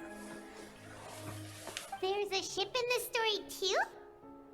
Where there's water, there'll be ships. People believe that hope can always be found at the end of a voyage. Do you believe that too? To a point, I think. As you've already seen, I have a whole factory's worth of labor, materials, and technology at my disposal. Certainly can't hurt to give it a try. So the moment I began to speculate that the primordial sea might lie underneath the gate, I also began this project. Were you inspired by the legendary Fortuna? Maybe. Fontainians need something to hold on to cope with the impending disaster. This plan... Is this the plan for the ages? Can't you share your plan with anyone? Were the workers to find out the truth behind this ship, riots would destroy the fortress faster than any catastrophe. So this is what we've been building. We've been building Gardamax, or at least not all the time. We've been building this. As the fortress's administrator, I'd never make such a reckless call. Alright, that's enough talking for now. I'll need another 3 cups of tea to soothe my throat. Do you have any other questions? Seems like you're good. Come on, I'll take you back. Thank you so much. No worries. But don't forget, it's up to you whether or not you want to share what you just saw. What you do from here on out will likely affect those 3 as well. He means that my actions will decide how the next steps of Lenny's group will take. In other words, if I want to tell Lenny the truth, I must make him understand that we cannot afford excessive conflict right now. Yeah, we'll put a lot of thought into it for sure. We will. Great. I look forward to what happens next. But man, this is a very interesting part. I feel really... There's been a lot of twists. This is so good. This is such a good region. And I can't wait to actually like explore the world quest and everything. My goodness. We're back! Welcome back. Do you want a cup of tea? How can you be so much like Risley, always drinking tea? Huh. Actually, now that you mention it, I just remembered something now. While I was sedated, I could still barely hear 2 people talking next to me. They were discussing everything, from the leaves to the water and even the teacups themselves. Must have been Risley and Sijuin. Yeah, I heard 1 male voice and 1 female, so it should have been the 2 of them. They really were just talking about brewing tea. I really can't make sense of this place. That's another thing. We never quite figured out who that voice Lenny heard when he went to the oratories. Now Lynette's hearing voices. And I've heard voices. There is something going on here. So, Traveler, Paimon, were you able to learn anything from Risley? Yeah, he explained everything. Very well. Then, would you mind checking your answers against my speculations? Lenny sounds a lot more like his old self. Feeling better now, Lenny? Yeah, I took the time to rest, so I'm feeling a lot more relaxed now. Nobody else is around, and Miss Sijuin is also busy with something or other, so let's just talk here. All right, then I'll posit my theories. I asked myself 3 questions. Firstly, why was Fremine affected by the primordial seawater? It was because he dove into the sea. My theory is, the long-lost primordial sea is probably very close to the fortress of Mirapede. Ooh, he's good. He got that right on the first try. That's our Lenny. Secondly, Risley's attitude changed dramatically during the course of our stay here. He ignored us completely at first, then suddenly roadblocked us. Why? I spent quite a long time thinking about this. If he has been monitoring the Fatui since the very beginning, he probably ignored us at first because he was hoping we could find Master Child for him. Dang. What's more, the Fortress of Mirapede is not part of Fontaine's court system, nor does it report to Udex Nervulet. Risley is basically the king of a no-man's land. As long as the fortress doesn't do anything about Master Child's disappearance, Father can use it to pressure the Fontaine authorities. And while the 2 factions are pitted against each other, Risley will be free to move between the parties of interest. If I had to guess, he probably has something that he's working on himself. It's likely related to the secret of the infirmary, but I just can't think of what it could be. Lenny's grasp of the big picture is amazing. You're super smart. Thanks so much. Then finally, there's the last question. If Risley does have a plan, what could it be? All I know for now is that his plan probably has something to do with the changing nature of the seawater. He's even gotten Cloran to help him out. That can't be the full extent of what he's doing. There's probably a secret passageway behind the block in the infirmary, and there's something big in the fortress that most people here never get to see. He has a bargaining chip, and it could be important enough for Father to deal with him directly. I don't have enough information, so I have no idea what his chip might be.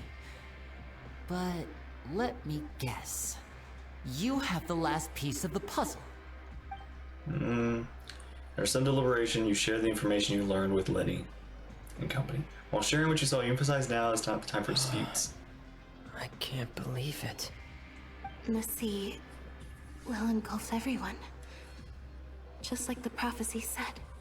Could Risley have wanted to meet Father to figure out a way to deal with this crisis? Or perhaps he didn't know, and just wanted to bring Father over to his side, which could be why he said he just wanted to negotiate. Yeah, that makes sense to me. I understand your concerns as well, Traveler.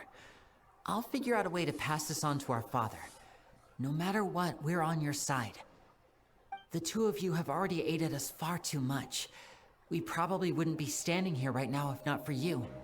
If you ever need anything else going forward, please come to the House of the Hearth at any time. Oh, an invitation to the house. Though actually, I would like to kind of see what the house is like. After all that we've gone through together, the three of us basically see you as family now. Another blonde child to the family. You have my gratitude. Thank you for protecting Lenny when it really mattered. And thank you for sharing the secrets of the fortress with us. We didn't think you were going to do it. Why are you being so formal all of a sudden? Don't mention it. We can work together again if necessary. Given your strength, you might not need our help at all. But if you are ever in danger, we will try our best to protect you.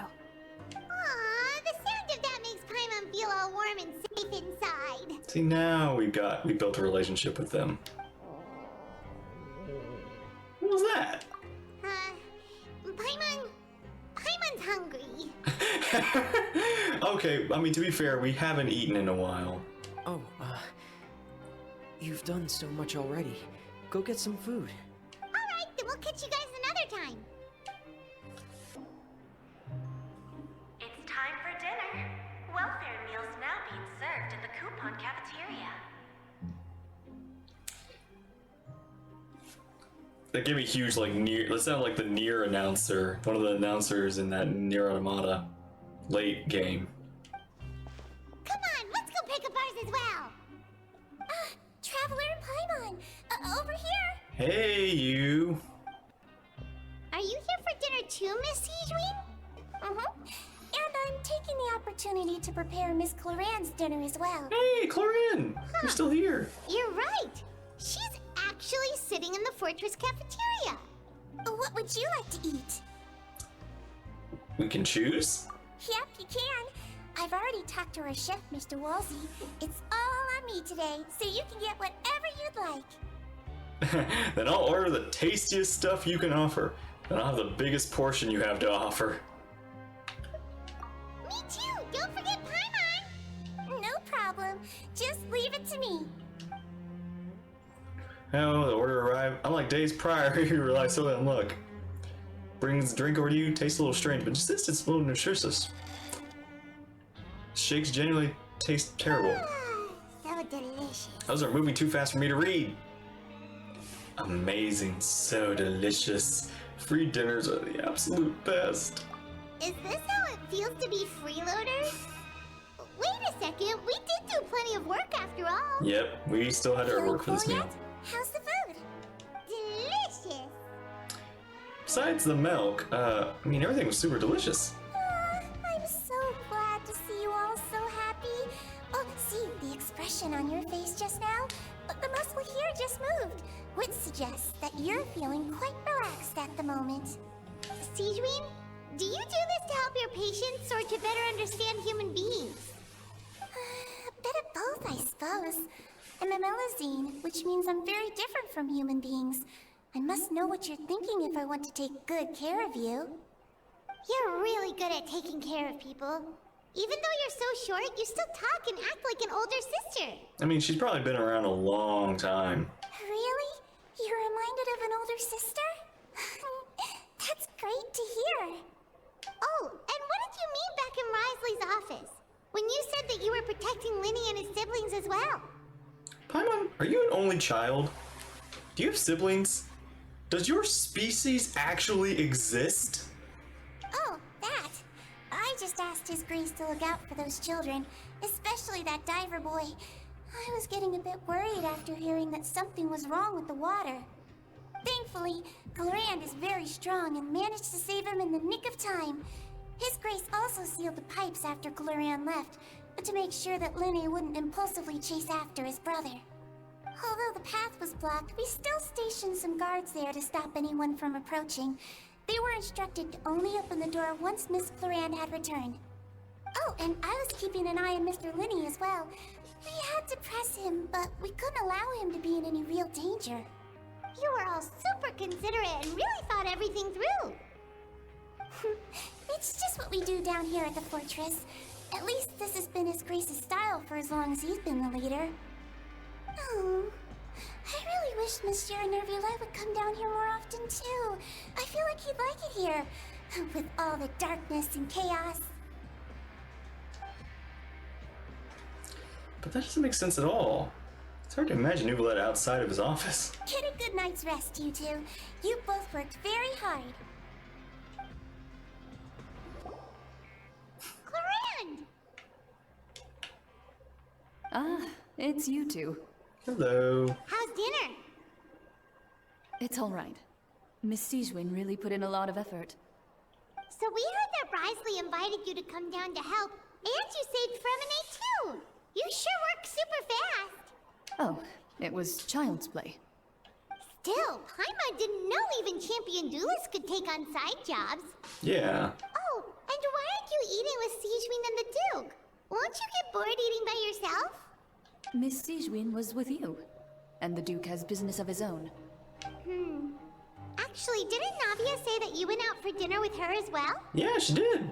Yeah. First time in a long time. First time in a long time? So you mean you've gone out to dinner with her in the past? Or she just hasn't gone out to dinner in a long time period. In the past, yes. Oh. You seem to be enjoying yourselves here. It's all thanks to Neuvillette. This is technically a work trip for us too. Things will be getting messy at the fortress soon. Don't run around unnecessarily. Oh, so much has happened. Paimon just feels absolutely exhausted now that she's finally relaxed. Yep, me too. Paimon's super sleepy.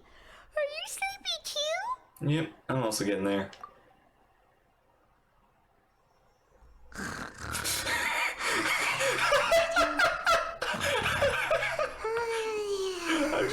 It's just seeing Paimon just go zonked out, and she looks dead actually. I think that's the pose that she had during when Tottori knocked us out. Wow, she really immediately fell asleep. Delicious. Aww. Paimon wants seconds for free. Aww. Good night. Child dream? Out of my way! Get out of my way! What happened? Why is everyone running? What?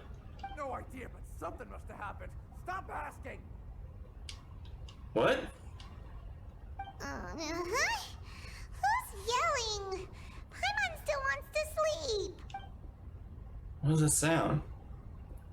Paimon, wake up. We need to get out and see what's going on. Uh-oh. Uh-oh. Oh, I don't like that. I don't like that at all.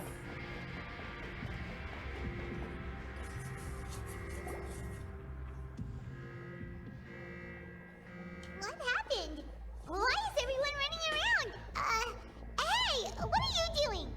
No time to explain, mate. Goodbye. Hey, wait!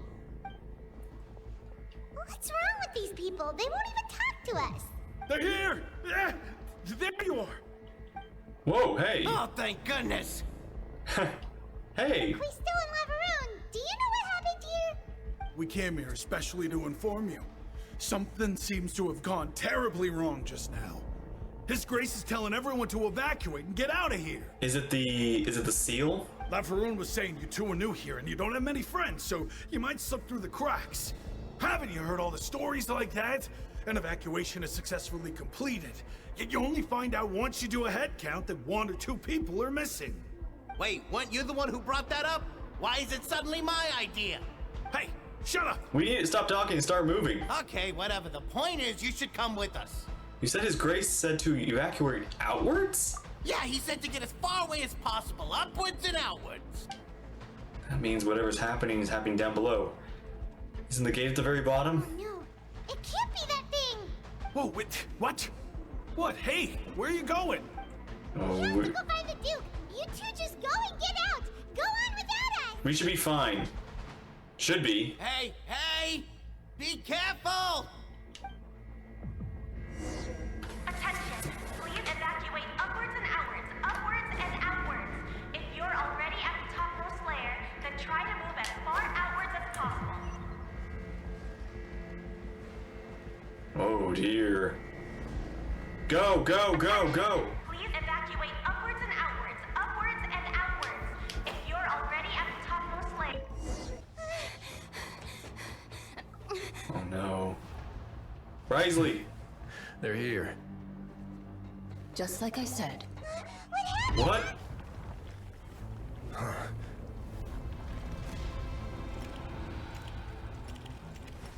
You're just in time. For what? But be ready to run. You're gonna try and freeze it? Risley, you are from Fontaine.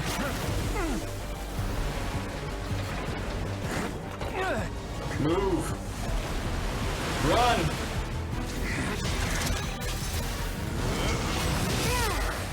Oh, that was your plan. That's not gonna work.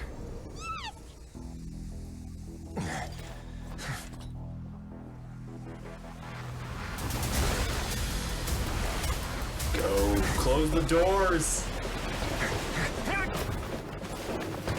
Go.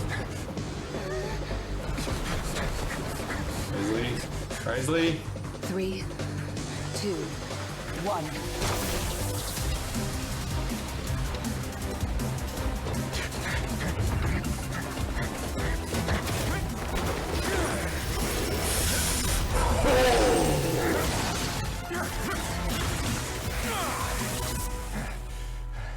Holy cow. This won't hold it for long. Find Neuvillette. Tell him the defenses are about to collapse. Then what will happen to you? Until he arrives, we're the last line of defense. What are you gonna do?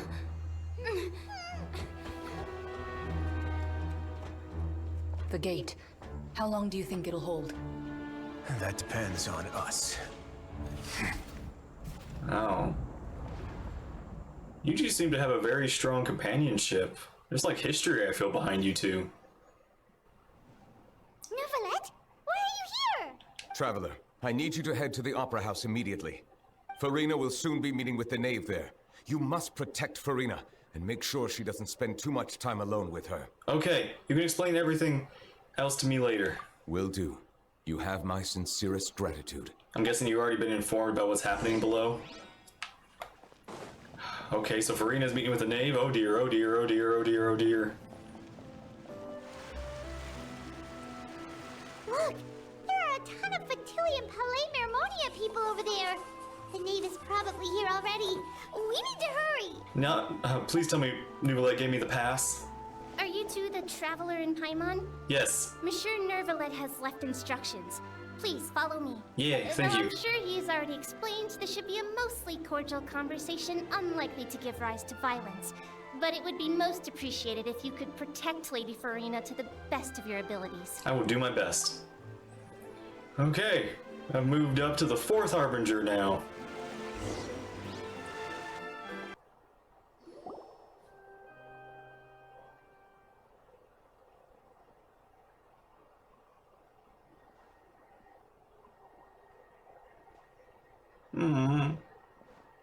Oh, So you two are the honored guests Miss Farina mentioned. Alright, meeting Arlecchino, meeting Daddy Arlecchino, meeting the knave. Of course, of course. How could they not attend a meeting such as this? I must always have 2 or more guests at my dessert table. Otherwise, the occasion would be too lonely and unbecoming of my station. It is my pleasure to make your acquaintance, traveler. I have heard much of your accomplishments. I am the Knave, one of the 11 Fatui Harbingers. Nice to meet you. Head of the House of the Heart, Lenny's sibling's father. Sure does not seem easy to deal with. Pleasure to meet you too. I've already prepared seats for you. Come, sit beside me. Perhaps you two are unaware of how Miss Farina and I do things. You see, we actually recently agreed to get together for tea when we had the time. See this? This is a limited type of confectionery that Miss Farina simply adores. There are only 16 slices sold every day. Here, why don't you and Paimon have a taste? She seems friendly enough, though. That can't be all there is to her. Knave is a force to be reckoned with, and I should be very cautious around her. Traveler, what do you think of this cake? It's pretty good. It's quite tasty. I think Paimon agrees too. That's good to hear. So what Child said was on the mark after all. You do share a taste in desserts with Farina and I. A Child should have no reason to have said something like that. I wonder how he's doing nowadays. You must have heard, right? He's suddenly gone missing. I'm really worried about his safety, you know. Here's to hoping that he's an excellent swimmer. I have faith in his abilities. Since we're talking about him, I feel like I should add something. His martial prowess really looked certainly pretty impressive, yeah.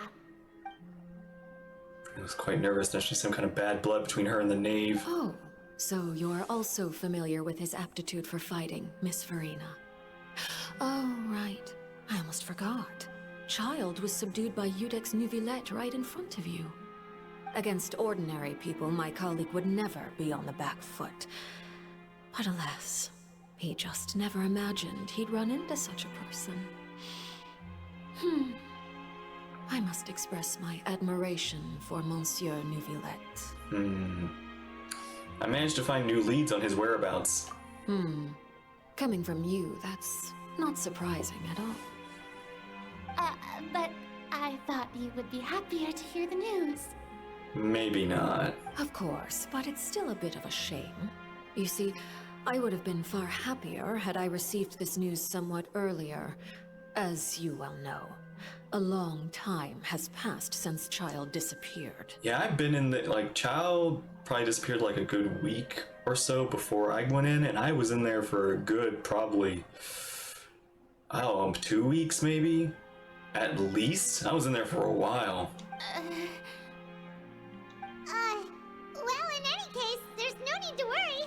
We know for sure that Child is still alive. Oh, and just how do you know that? Because we found evidence that proved he left the Fortress of Mirapede. And where did he go after leaving the fortress? Well... Oh no, Paimon's statement just left us wide open. The Fortress of Mirapede lies deep beneath the waves. Unless he pranced right out of the main gate, he must have had to swim for it. Do you have any proof that he surfaced safely? We do not. There was also no evidence has been injured or killed. Ah, that is good news at least. His sister Tonya sent a letter to Fontaine not too long ago. Since he was unfortunately unavailable, I picked it up on his behalf. Do you have any idea how he usually writes back to his family? Dear Tonya, your letter made me feel like we were still enjoying our time in Snezhnaya together. I'm currently admiring the scenery on the streets in front of the Opera House. Is it something like that? She's turning up the pressure. I'm not sure if I'm able to convince her, but I can at least try and distract her from Farina. Sounds good to me, yeah? All letters tend to follow the same few formats anyway, right? As long as the contents are accurate. It doesn't matter so much how it's written or how it's worded. Hold on. The water in the teacup is shaking. Oh. I suppose this is also a sign of things to come, Miss Farina. Huh? I don't quite understand what you're trying to say. Is this below us, or is this the nave? Have we entered into the next stage of the prophecy?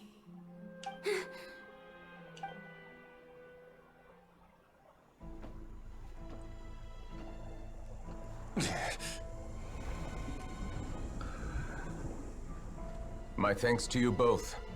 I will take it from here.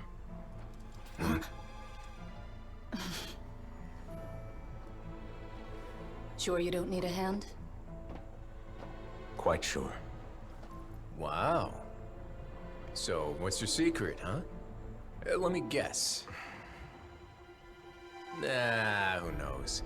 Maybe it's just your sense of responsibility. Sounds about right.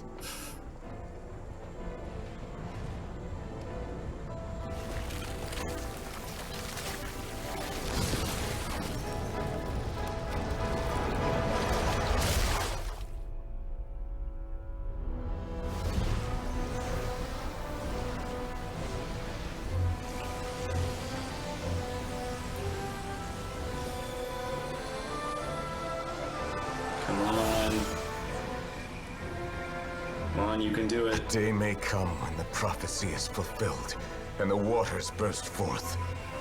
But it is not this day. It is not this day! This ancient power could easily obliterate an entire race.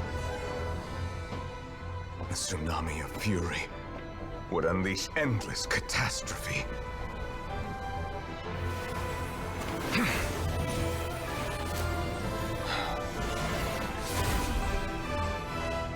New seal. This sentence is too severe. Forgive me for overruling it.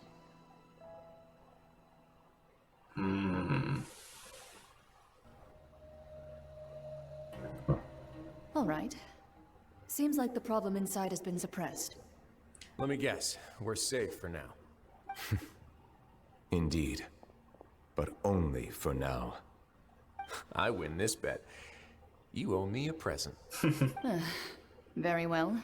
It was indeed just You as bet you against said. Nouvellette? You made a bet? We made a bet on the size of your entourage. Cloran thought you wouldn't come down by yourself. Oh. I figured you would have at least brought a few people along for appearance's sake. It appears I underestimated just how confidential the mission was. Shouldn't you have gotten used to confidential missions by now? That's just how the courts operate. So what gift must the loser give? Tea? He already has tons of tea in his office. I'm thinking about a set of legal codices. That wouldn't happen to be a dig at my lack of legal awareness, would it? Well, I'm sure His Grace doesn't consider the fortress to be outside the law. I was under the impression the residents of a place like this would be uninterested in the legal codices. That was obviously a joke. Anyway, you've still got some unfinished business to attend to in the overworld, correct? No need to stay here if you have a pressing matter. We all know you can't leave Palais Marmonia for long. Thank you. I hope everything went smoothly with the Fatui Harbinger. Yeah, Clorin, we might need some backup. Oh boy. Those are some beautiful cutscenes. Paimon, you need to keep your mouth shut. I need to handle this. I must say, we've spent long enough playing house. Miss Farina, as the Hydro Archon, I am sure you understand the exact meaning of the phenomenon we just witnessed. Or should I say, that's what I originally thought. But looking at your expression, was I wrong? And you haven't a clue? What are you trying to say?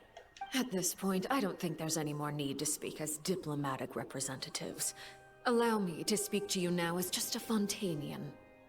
You know the prophecy by heart, and also that every part of it is being proven true. Yet, here you are, relaxing, drinking tea, and eating desserts as if it's all nothing more than a few stray bugs in your garden. Do you really think that's acceptable? The prophecy's hanging above our necks like a guillotine.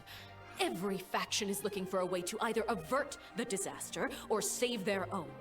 Even the orphans of the House of the Heart have devoted everything to saving their homeland. But you? It beggars belief just how nonchalant and carefree you have been. From the very beginning, you, the god Focalor, you have utterly failed to take action. You're wrong. I've never ignored the prophecy, nor have I just been passing the time in self-indulgence. Retract your accusation and stop doubting the wisdom of the gods with such absurd conjectures. I am not alone in my doubts, you know. All the children of Fontaine may be harboring the exact same thoughts right now. Oh, great Hydro Archon. How are you going to save them? Save us? How are the people you've sworn to protect supposed to survive in a land that will soon disappear beneath the waves? I have my ways, and I've been working on them for all this time. Even if you look down upon me, you have no right to judge me. Fontaine will be saved.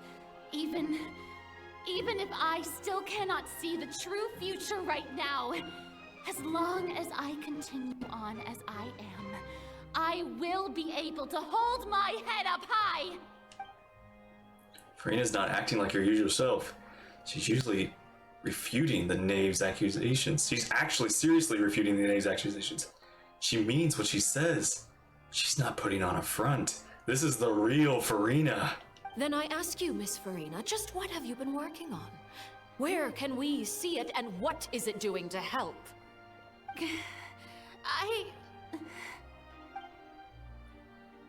So was that all a lie? Or can she really not tell us? She was so full of conviction and confidence just now. Now she's deflated. My machinations are just like the prophecy itself. They will only reveal themselves at the fated time. It is just that beings like yourselves are unable to perceive them as of yet. I see.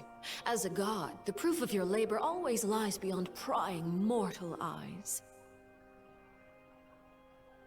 Allow me to be so bold as to ask another way. Would it be possible for you to tell us the parts of your plan that are not confidential? Such as your emergency response plan for the impending disaster? An emergency response plan? Oh, that look in your eyes. Have you not even prepared one of those? The emergency response plan is also strictly confidential. It's not helping your case. Then allow me to jog your memory. Miss Furina, what is the purpose of your Oratrice Mécanique d'Analyse Cardinal? And what do you plan to do with the massive amounts of indemnitium that has accumulated over the years? The Oratrice? It's just like it appears to be. So you also have no idea. If I'm not mistaken, someone's using it to prepare for something. But unfortunately, it would seem that someone is not you, Miss Furina. I first caught wind of this when Linny tried to investigate the Oratrice in the Opera House. You see, even just getting close to the core contaminated him with an extremely large amount of indemnitium. What? But even if that had nothing to do with you, then what could you possibly be working on, oh great Hydro Archon? Oh, right. I almost forgot. Udex Nouvillette is not at the tea party with us today. Miss Furina, I suppose you must have ordered him away to take care of some troublesome business. Yeah, yes, that's exactly right. Please keep it a secret for me. Of course I will. Although, I must say, Miss Farina, you seem quite insecure without the Udex by your side. Oh, very well. Let's stop that conversation here. There are still a few slices of cake left, so please, help yourselves, everyone. These aren't topics I can speak about. I don't even know what Nouvelette's task was. If I had to guess, he probably went down to deal with the surging primordial sea. But can he really deal with it all by himself? Farina being truthful or not? Traveler, I heard that you were recently commissioned to handle a few matters on behalf of the Udex. Why don't you take an extra slice of cake? Those who work hard deserve gratitude and praise. You too, Paimon. Thank you. Paimon will take you up on that offer. Paimon, don't be so swayed. The neighbor proceeds to change the topic, bring him to the next well, speaker. Oh boy. Oh, Paimon's super full. That cake was great. If it's on my tea table, it must be of the highest quality. Yes, and we must thank the knave for bringing these over as well. You're welcome. I'm sure the cake also felt greatly honored to be featured at Miss Farina's table. And I was merely catering to Miss Farina's tastes, seeking a chance to chat over tea. It is getting late. Why don't we call it a day? There are still a few matters that I need to take care of, so I must take my leave now. Very well. We'll end it here. Mind seeing me off, Traveler? We could use the opportunity to discuss Child before I must be on my way. Of course. Paimon's coming too!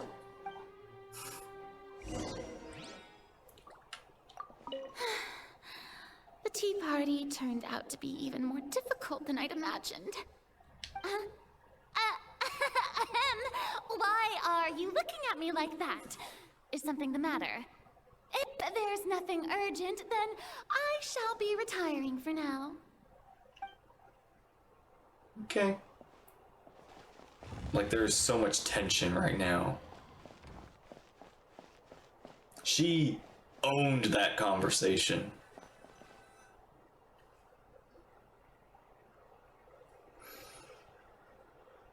I'm glad that you were willing to come with me. Of course, Child was just an excuse. I have no interest in your dealings with him. That's what Paimon thought. Yep. What do you want to say? You lent your aid to the children of the House of the Hearth. As their father, I would like to express my gratitude. There's no need. I didn't think that's what you wanted to talk about.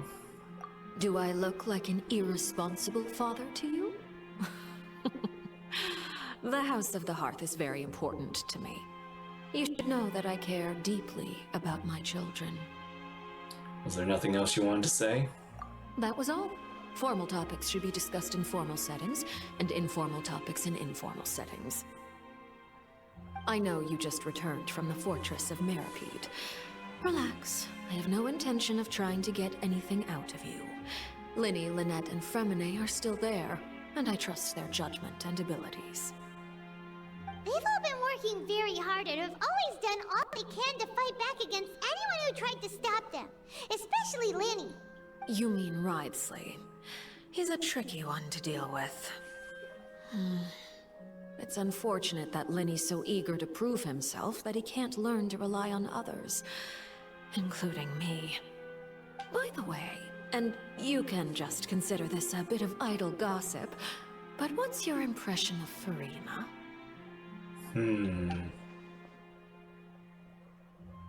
You are outside of our disputes, and the freest person in all of Fontaine, able to move around most easily. Allow me to share my perspective with you. And that's everything that happened during the trial. Master Child was declared guilty and immediately transported to the Fortress of Meripede. Didn't he say he was coming here on vacation? Does he not feel an ounce of shame for all the trouble he has caused? Forget it. He did give us an opportunity. I will be meeting someone shortly. Do you require help with any preparations? No need. I will take care of it myself. I need to meet with Farina, the Hydro Archon. She is at the heart of Fontaine. But what's fascinating about her is that she often seems more like a celebrity than a working Archon. Oh? Come over here, you little critter, you! You dare to run from me? Stop right this instant! She's just playing with cats? My goal is just to discover the location of the Gnosis. But I didn't expect the chance to approach Farina to be handed to me on a silver platter. Oh. This is so easy, it's actually making me a bit suspicious. Whoa, look at those arms. Look at that outfit. Oh my gosh, look at that. That better be a skin one day. Anything left unguarded is usually just bait. But no one will blame someone for taking the bait. After all, from the moment it was attached to the hook, the bait is meant to be sacrificed. It's just as I guessed in the second before I struck. The Hydronosis is not currently held by the Archon. In fact, this Archon doesn't seem like a god at all. And I sense that she's under some kind of curse. What? Who are you? And what are you trying to do? Please don't kill me! I'm begging you, please! The fear in her pupils is genuine, so perhaps she's not bait after all. Either way, targeting her has lost all meaning. I left the scene with ease. Nobody came looking for me, and nobody could serve as a witness to my near assassination of Focalor. I suspect even Farina dares not mention this incident to anyone. She doesn't want to know how easily she was almost taken out. Not long after, my informants confirmed what I had guessed. After returning to her quarters, Farina quietly cried alone. She was so scared that she could not sleep that night, nor could she even bring herself to eat her cake. There's no doubt that there's something wrong with her. I began to entertain the possibility that she is not the true Hydro Archon. Perhaps Iudex Neuvillette is actually the genuine article.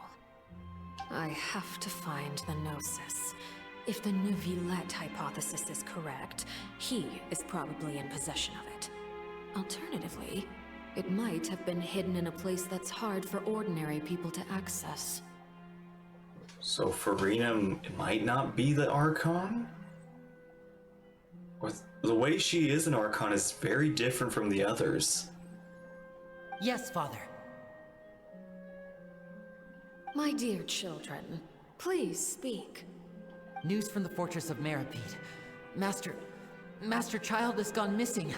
On top of that, the contacts and guards we bribed at the fortress have all gone quiet as well.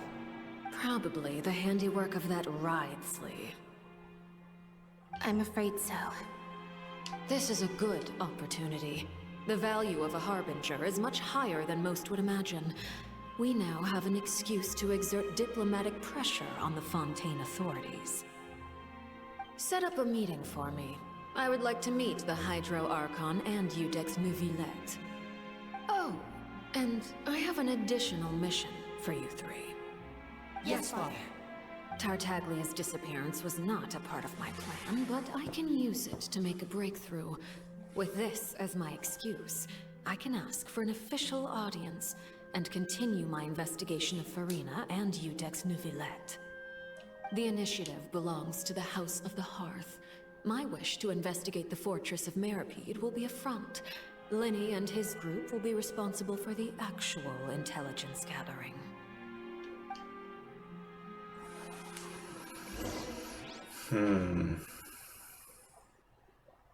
So that's what she did. So Farina being the Archon is now in question. I don't want to believe Neuvillette's the Archon, but it would be interesting. It would definitely be a twist. You should know the rest. Linny's group is quite close to you, so they wouldn't have hidden anything from you. You attacked the Hydro Archon? It wouldn't mean anything, even if you shouted it from the rooftops. After all, even Farina herself is still pretending that nothing of that sort ever happened. I've now had 2 chances to enjoy tea with Farina. I have to say, the leadership of Fontaine is even more inscrutable than I had imagined. I once surmised that Iudex Neuvillette must be the Hydro Archon, but now, that doesn't seem right to me either. Yeah, he's something else. How did you come to that conclusion? I am a servant of Her Majesty the Tsaritsa. Over my years of service, I've learned how a real Archon conducts and carries themselves. Whether Iudex Neuvillette or Farina, neither fits the bill. It's hard to imagine either of them as the Archon. Okay. Of course, that is all just how I feel. Gut feelings often do not require justification. True. It is, however, quite amusing to me that after all my years working in intelligence gathering, I've come to realize I am at a complete loss regarding the identity of the god of the land of my birth. Don't you think Fontaine is quite intriguing? A catastrophe looms, yet many secrets have yet to rise to the surface. It looks like Fontainians will have no choice but to save themselves. Ultimately, though, one must survive in order to do anything else. Should the need arise, I would be happy to cooperate with you. Okay, another cooperative harbinger? I'm very curious how we're going to build a bond with her. I can't quite pin down how to describe her. I don't know, but I will say I'm very pleased with how the Knave is being presented. You don't need to commit to anything right now, of course. I have a feeling that the situation will continue to evolve, and as your name is often connected with noble deeds, I'm sure we will work together someday. Neuvillette. He certainly returned quickly. You must want to catch up with each other, so I'll leave you to him. Hi, bye. Hey, Nuvi. Neuvillette, is it over? For now, yes. But this issue will prove quite thorny in the long term. I'm concerned that sooner or later the prophesized events will occur. Thank you for protecting Farina. May we ask what happened down there? To put it simply, I used my power to force back the primordial sea and reseal the sluice gate. As for what happened on our side... So as expected, the Knave has turned up the pressure on Farina. She's trying to feel her out, though I'm still unsure as to her motives. Can I ask some questions? Permission granted. You have enough power to force back the primordial sea. Does that mean you have some deeper connection with the Hydro Archon? Whoa. It can't be that you're the real Hydro Archon, right? But that's just a speculation on our part, though. You can't tell us? Then that's okay. We can talk about something else. We won't try to force you. You guys in Fontaine are super strange. If by the phrase, you guys, you are referring to Farina and I, then although I'm not sure just what you are trying to imply, I must clarify that I do not share her positions on a multitude of topics. What did you sense in the Fortress of Meropide? Did you manage to protect those that needed to be defended? I believe so. The fortress has a long and complex history. It has seen much grief and suffering. And now, another catastrophe will soon be upon us. I mourn this. Oh no, it's raining. Neuvillette, don't be upset. Huh? Why is it raining all of a sudden? Clear skies were suddenly filled with dark clouds and the rain became heavier. Light rain soon growing to a downpour. Neuvillette just mentioned his sense of grief. Thinking back to the legend, what Freeman had said. The dragon of the water. Every time it weeps, the skies and the cloud pour out a rain. Neuvillette, you can't be. You may be closer to the truth than you think. Yeah? Oh? And what are you thinking? He's the dragon sovereign of the water. The dragon of...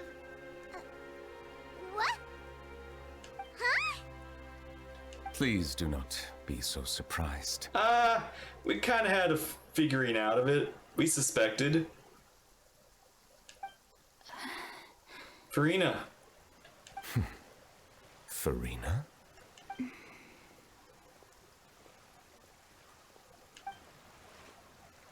Neverlet, are you listening?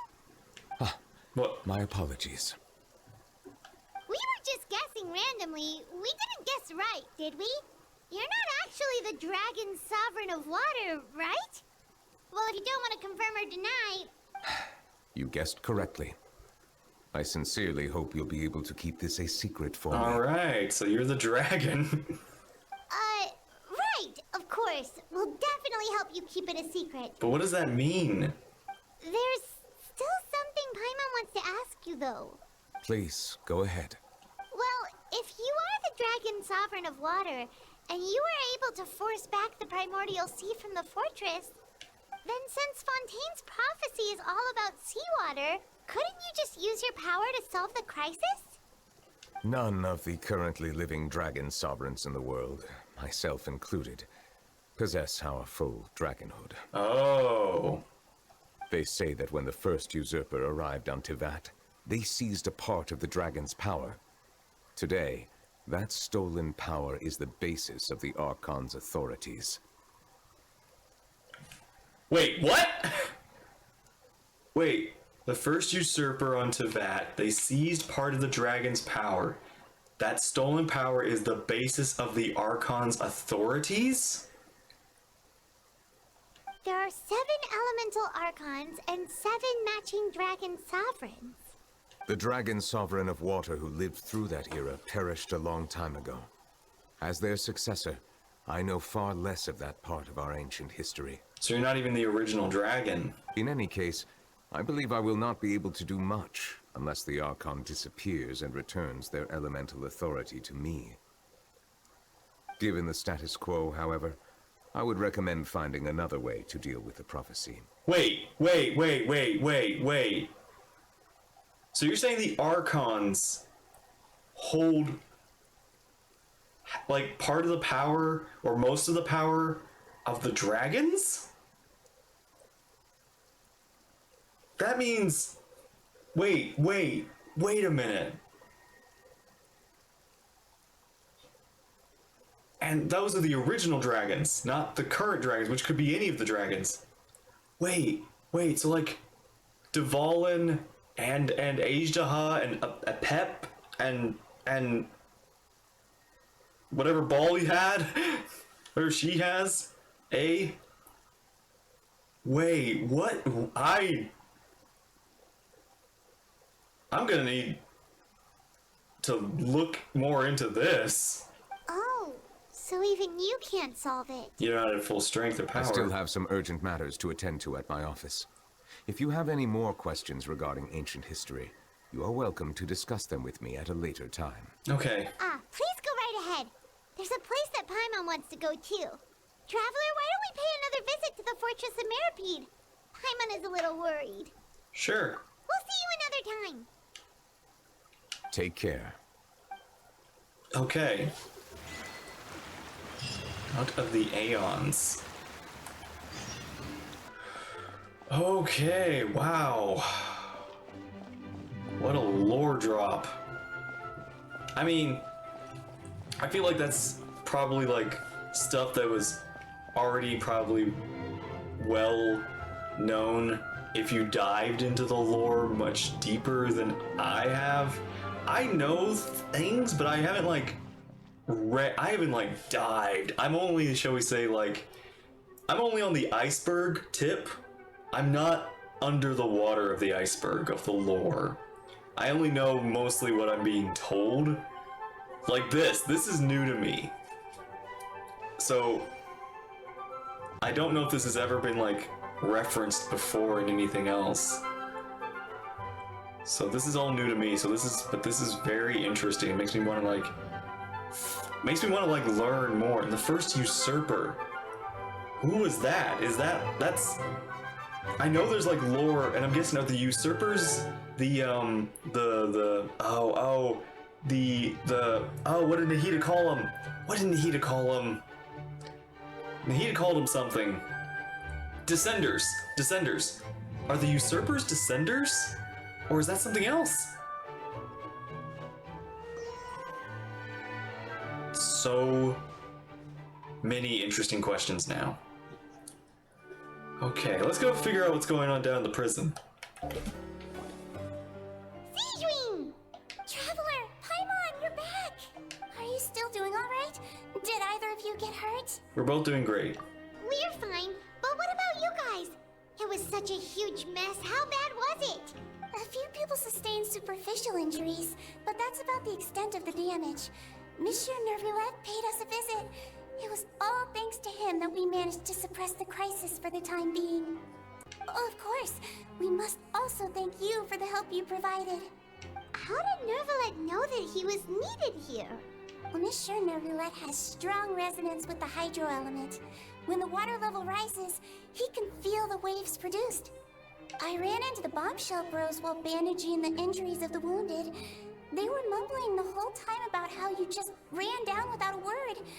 I'm so relieved to see that you're both alright. If you're not too pressed for time, please stay with us a few more days. Okay. Just let me know if you get a craving for any particular dish, Okay. so I can have Mr. Walsey get your meals prepared. Oh, and please feel free to visit the infirmary for a break at any time. Okay. I'd like to take the opportunity to spend some more time observing your facial muscles as well. Your happy smiles are quite contagious, you know. They're so memorable, and I've missed them immensely while you were gone.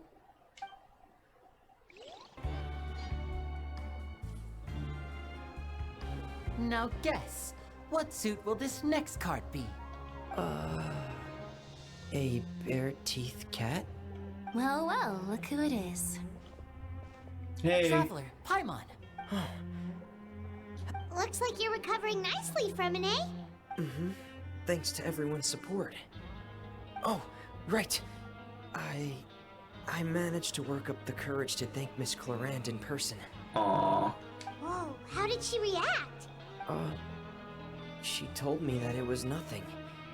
It was as if saving a life wasn't a big deal to her at all. She also told me not to worry about it. Sounds like her. She didn't want to stress you out, that's all. She's right, and it's best not to dwell on it. Yeah. Okay, but check this out.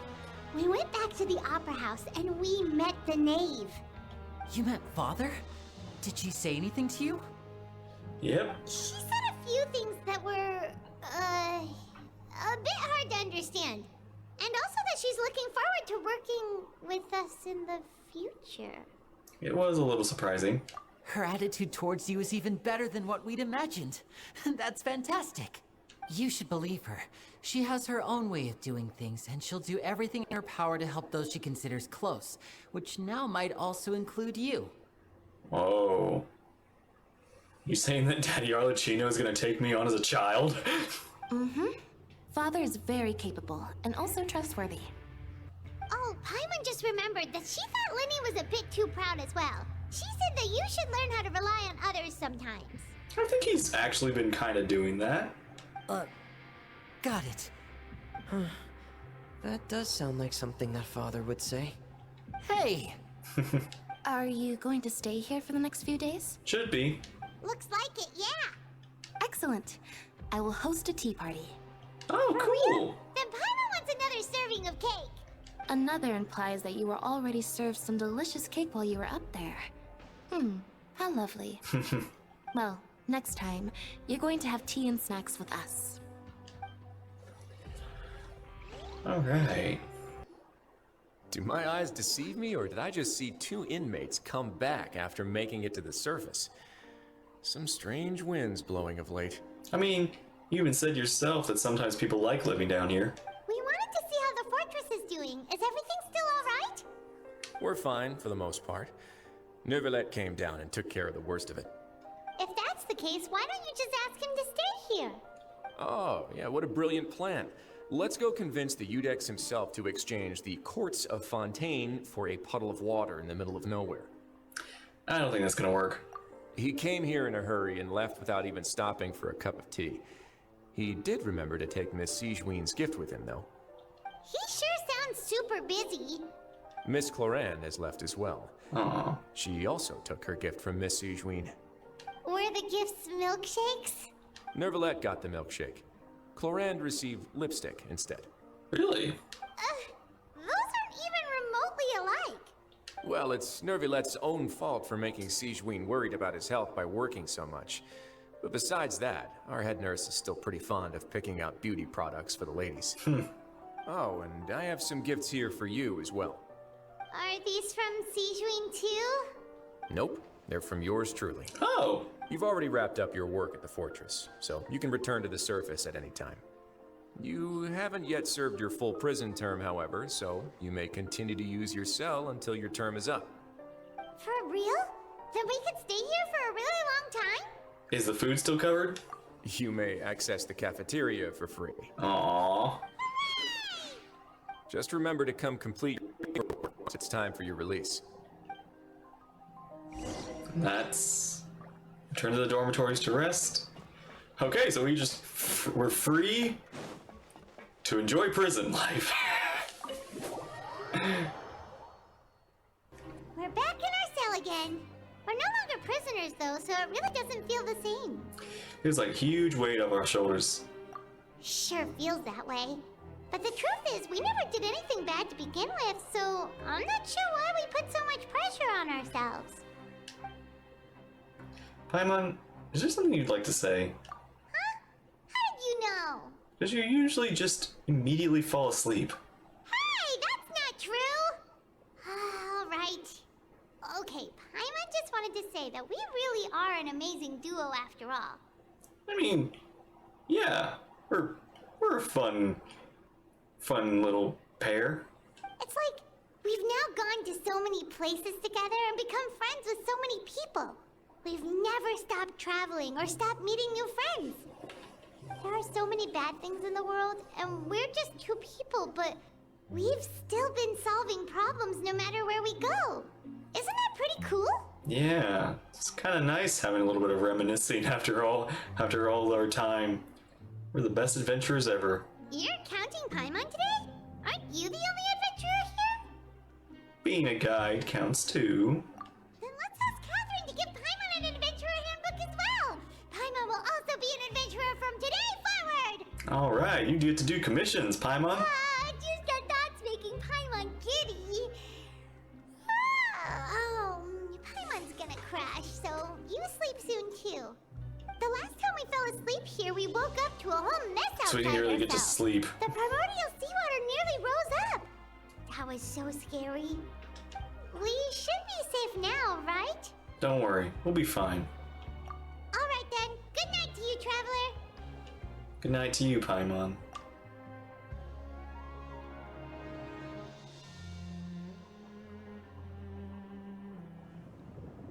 Here it is. Here's the child dream. Where are you? He's in the sea.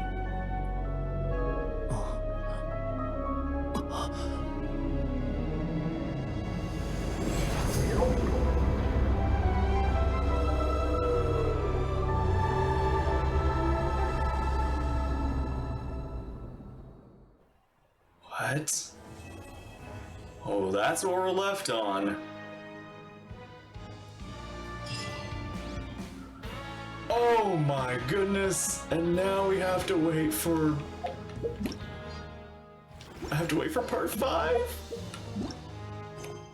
Ah! It's so crazy!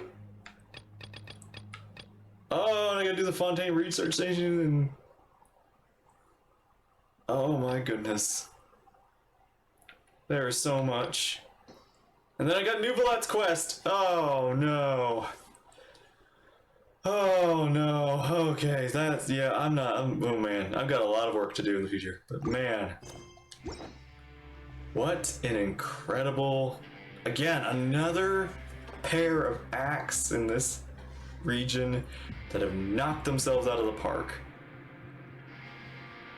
This has been quite wild and crazy and just, I am this little bit that ended with us like having like, oh, look how good we are, look at what we've done, all that sort of stuff, and it gives me just a teeny bit of fear because what's the next part gonna be? Because your things are really ramping up and things are getting more and more dangerous, tense, and we have Child, Arlecchino doing their things. Farina is a very hard to deduce Archon. Like, is Farina like the Archon's vessel, but not the Archon itself? Maybe? To look more into that. We learned that who Neuvillette is. We're probably gonna learn more about Neuvillette in his character quest. Yeah, no, this has been a wild story. Fontaine has just been incredible. Like, I don't know what expectations I had for Fontaine, but man, for a region that's been built up since almost the beginning of the game, like, we've had hints of Fontaine for a long time, and now to actually see it, it's even more than I could have imagined. So yeah. Alright. Well, that does it for this stream, so thank you all for watching. I hope you enjoyed. Take care, and I will see you there in the next one. Bye-bye!